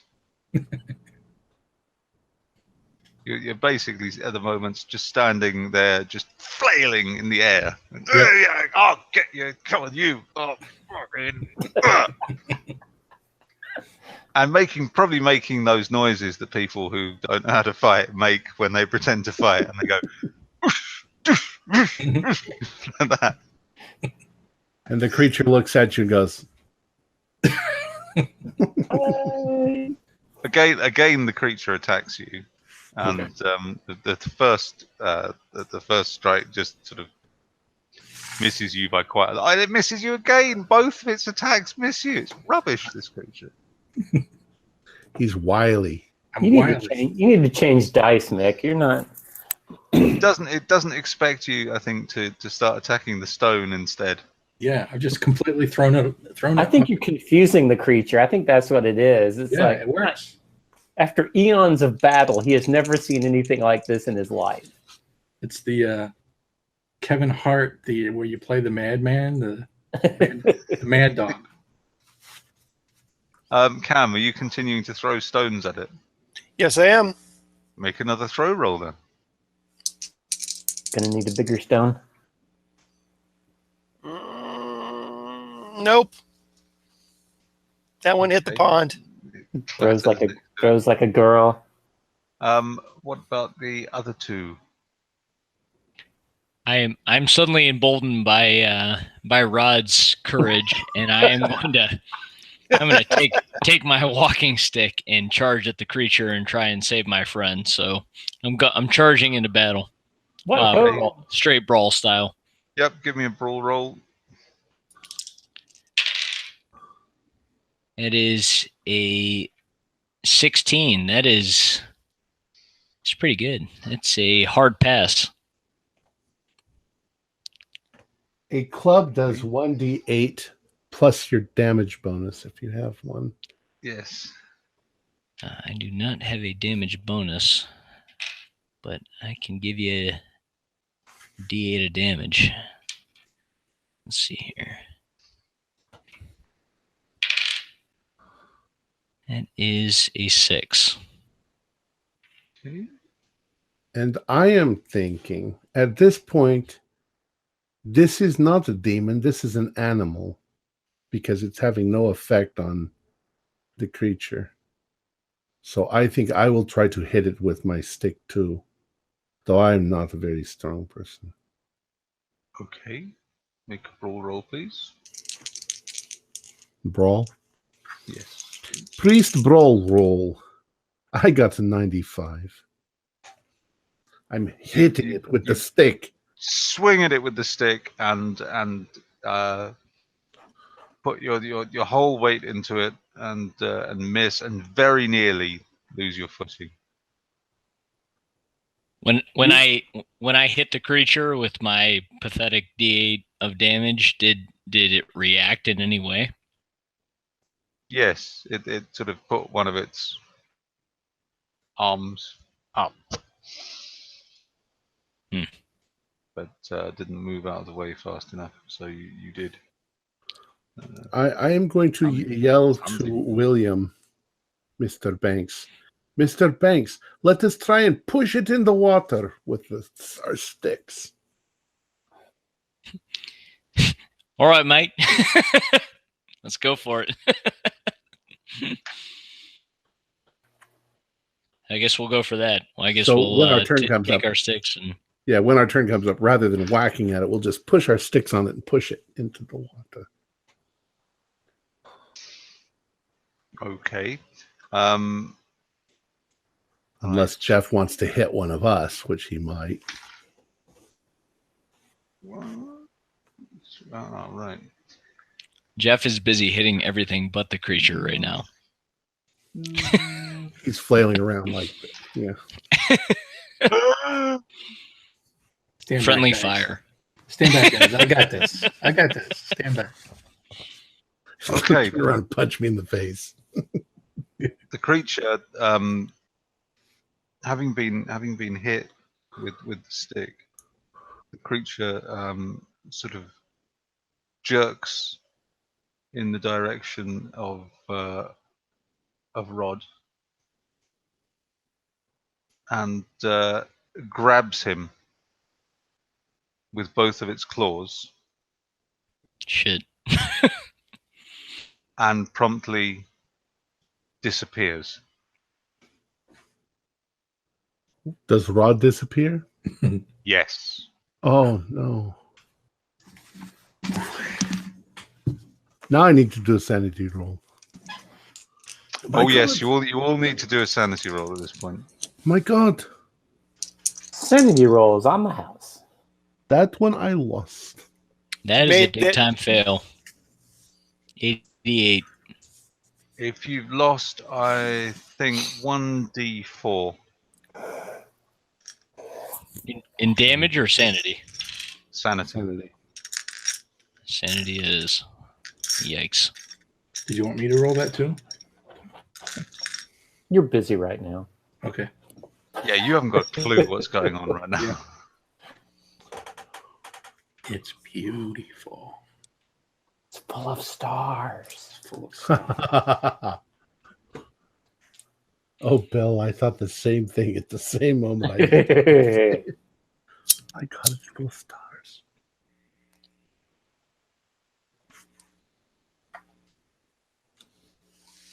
I know. No sooner has that happened than the creature reappears, still holding Rod. This time, right next to the stone, with its back against the stone,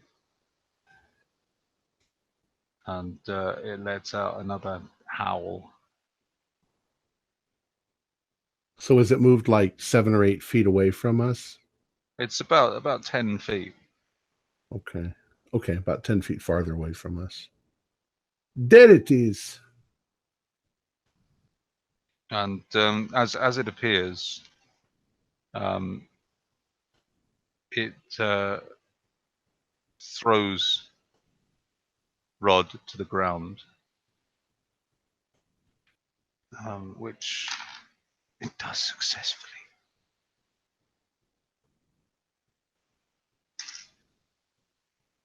Causing 2 points of damage, Rod. Okay. For the moment, winded. You still want to hit it, Okay.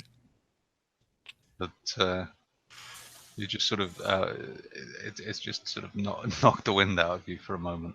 Sure. So for this round, you're just sort of just trying to sort of scramble back up. Okay. Since I'm already in the melee, I'm gonna continue to try and press the creature and get in between it and Rod and try and take my stick to it again. Okay. Me too.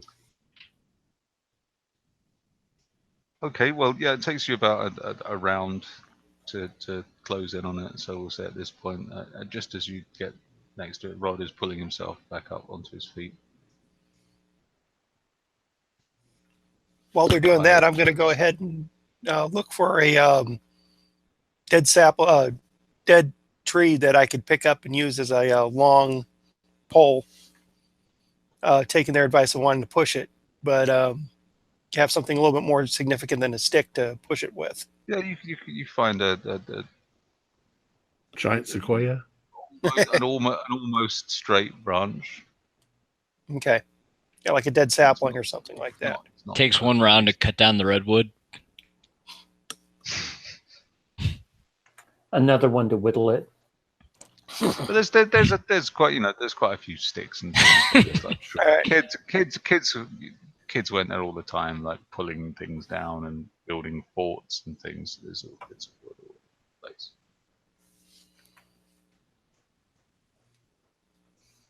Okay. So we're going to whack it and push it.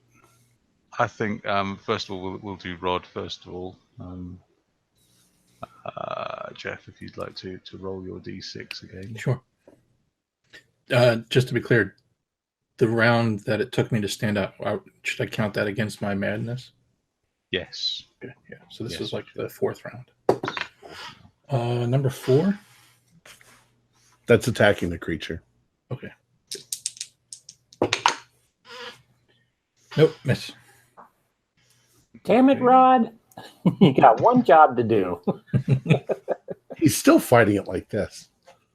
The slap fight. You pull its hair all over. 1 and 1. Bloody hell. These dice are rubbish. So you Give me take Chewbacca. 2 points of damage 2. as the creature claws at you. Okay. And I think the only reason we're alive is Mick's shitty rolls. I know, this is dreadful. This is missing and it's missing them all by about 2 points, which makes it even worse. Maybe the holy water did some good. Yeah. Evens. Bless us. And what's the witch doing?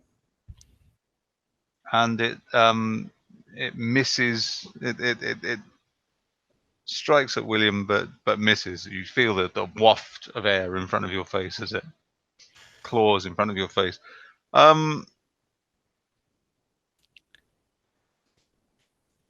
Here's the funny thing, Nigel. Yes, sir.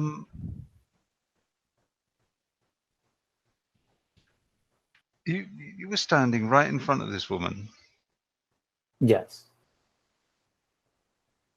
and you don't remember looking back or looking away. But somehow she seems to have gone. Oh, good Lord. All right. Can I walk now? Can I move now? You don't really feel like it at the moment. All right. I guess I'm standing in the middle of a field by myself for no apparent Yeah, well, Winston's standing about 15 feet in front of you, just hanging out. just sitting there. You He know. just sort of looks back at you, wags Right his there in tail, the world. like he's not entirely sure why he's sitting there, but he's quite happy about it. His little stumpy little tail wagging. He's very pleased with himself, and I'm confused as hell, so it's about standard operating procedure. Back at the pool, the creature gives out another roar and pounds the ground in front of it.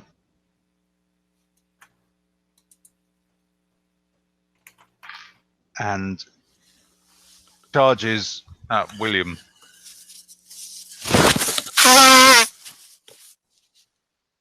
Goodness. With a sort of hooting noise. Sounds like it was blowing his nose. Sorry about that. Thought I was muted.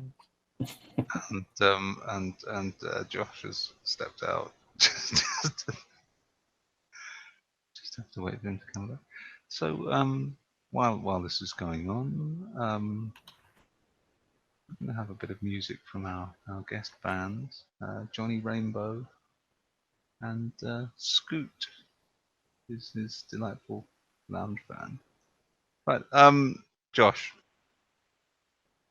the creature is charging at you at this point. Okay. What I'm going to do is, so I'm assuming we're still at the edge of the water kind of thing.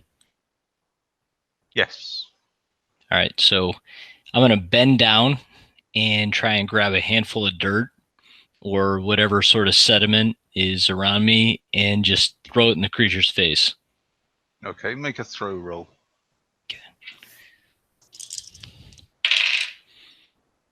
That is a 92. That is going to be a very hard miss. I might have blinded myself with my Why own are you sentiment. throwing dirt in my face? Dirt goes everywhere. And, oh dear. The creature swipes you very solidly with one of its claws, paws, hands, whatever you might call them, Right? doing 4 points of damage. That is half, so that would be a major wound. It slices into you with its great claws. I think I have a major wound at this point. Okay. So you've gone You- sprawling you- on the you- ground. Yeah, you drop to your knees, clutching your let's say it's your arm. I think it's your left arm, Okay. which is just hanging limply by your side. I'll just rub some of my dirt in it. I'm going to try to bring my stick down hard on the thing's head. Okay, make As a brawl roll. 04, Okay, because it lunged past me and I just whack. okay, roll 1d8. Oh, where's my 8 Do you have a damage bonus? No, not me. Okay. 2. Take that, you dirty creature. I cuss at it in Greek. Those of you fighting the creature, Mhm. make a spot hidden. Pass. 08. It's a 10. It's a pass. You Standing at the top of the footpath, just above you, is the woman you saw at the airport.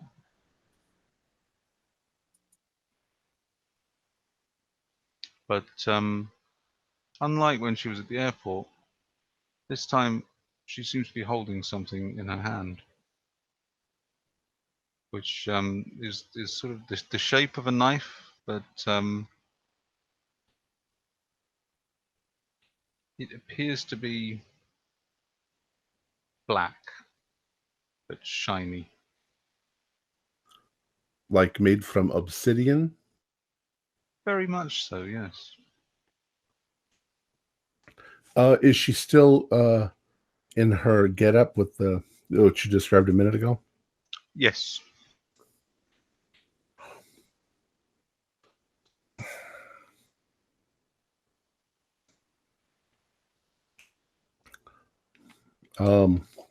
I don't think we can actually do anything about it because we're fighting a monster. Quite so, you are indeed, and it is a monster which is currently lunging at you. How dare you lunge at me? Lunge, it goes. Try and dodge. Oh, I got really low dodge. I have been rolling tonight. I got an 07. Well, it got an 84, so you managed to sort of roll out of its way. Yeah. Who says you can't fight in a robe like this? It scrapes the ground where you were. I do a cartwheel. This monster is partially blind.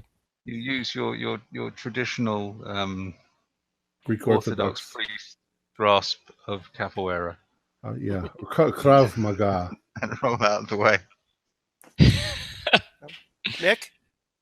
Krav Yes. Magrik. Yes. As soon as I have an opportunity, and I figure all this time I've been getting that big little sapling stick, I'm gonna go and as soon as I see an opportunity, I'm just gonna charge at it like a lance and smack the creature. Okay, make a brawl roll. Let's see what I put for brawl.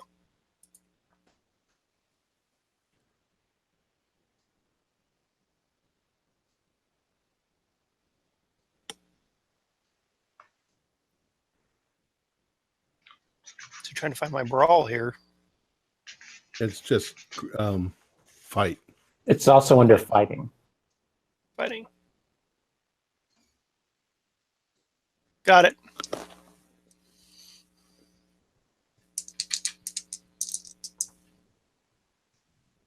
Made it.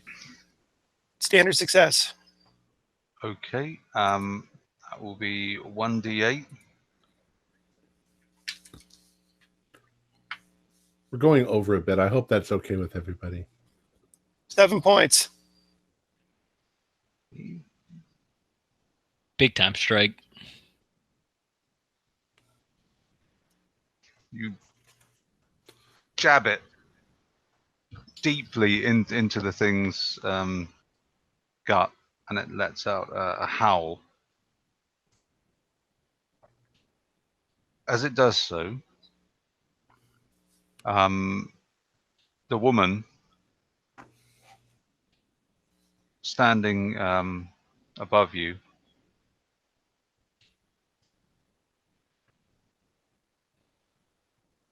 hurls the knife,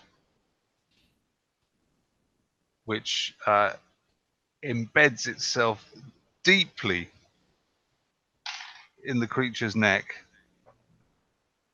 for a critical hit. And it sort of, for a moment, flails around,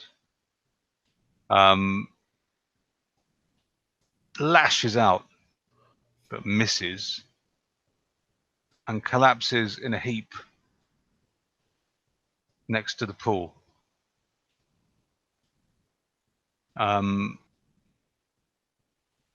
William is still in pain. You're very close to blacking out, and you're bleeding very, very heavily. My left arm is just kind of hanging there. I go immediately over to William. And I think Rod needs to make another 1d6 roll as well.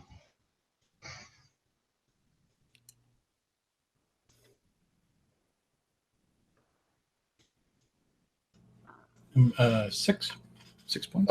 now you attack one of us. I think it's just you and Bill Banks are next Closest, to me. it says attack the ally closest to you. So 1, 2, 3 is you, Father, and 4, 5, 6. Sorry, Father. Luckily, I'm not. So as I'm sort of reaching to help William, somebody comes up behind me, tackles me to the ground, and rolls an 08. Oh, no, it would be, wouldn't it? Damn. Starts a tickle fight. I go fat. I'm like, Rod, what are you doing? 2, 3, 4, 2 points damage. Okay, so yes, while you're bending down to help William, you feel a terrific pain as Rod punches you very hard in the back of the shoulder. I trip. I fall over Rod. I land on Rod. That's not helping Rod any. I mean, on William. I'm like, what the hell? Nigel. Sir.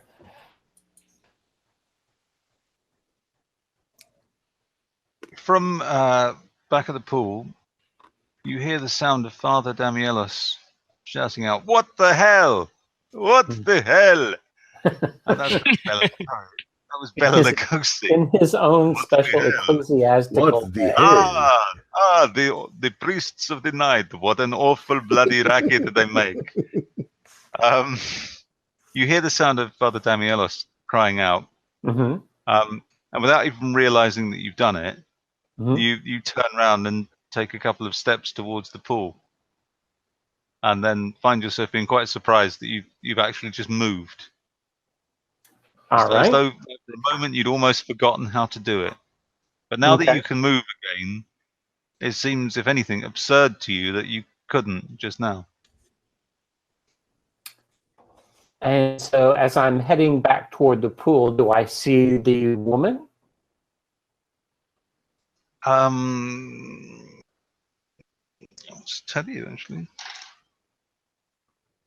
Make a spot. Well, actually, no. That's a critical failure. So yes, you do. Because she just got 100 on her sneak. So you see her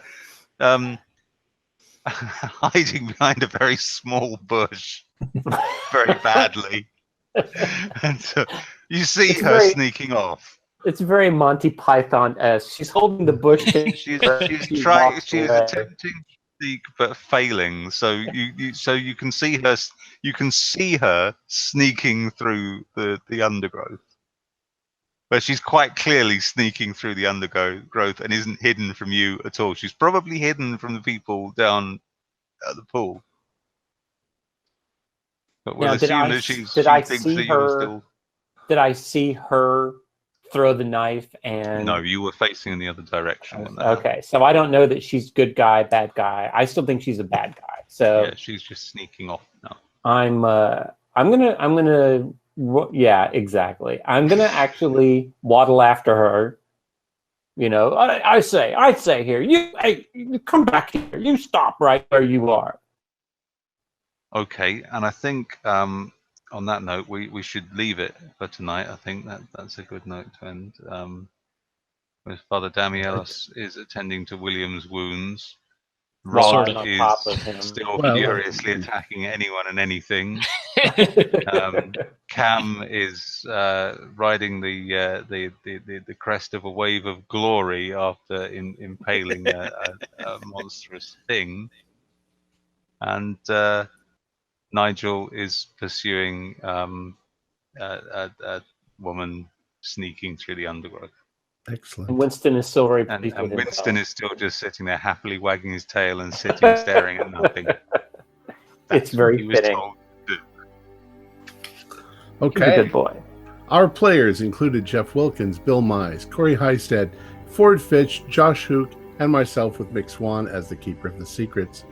We're currently producing 4 shows a week with music and sound effects added in post-production in order to create a richer listener experience. We provide audio-only versions of our shows free for you to download from Podbean or iTunes. If you'd like to become a patron of our show, visit our Patreon account. Just $1 or $2 a month helps us a lot. Like, share, and subscribe, and punch the bell icon for updates on our latest postings. And leave us some comments. We love reading them. Sorry. This is Tom Rayleigh, together with all the members of our gaming club, inviting you to journey with us once again into the darkness for another adventure into the universe of H.P. Lovecraft and the Call of Cthulhu role-playing game. Until next time, good luck and good gaming.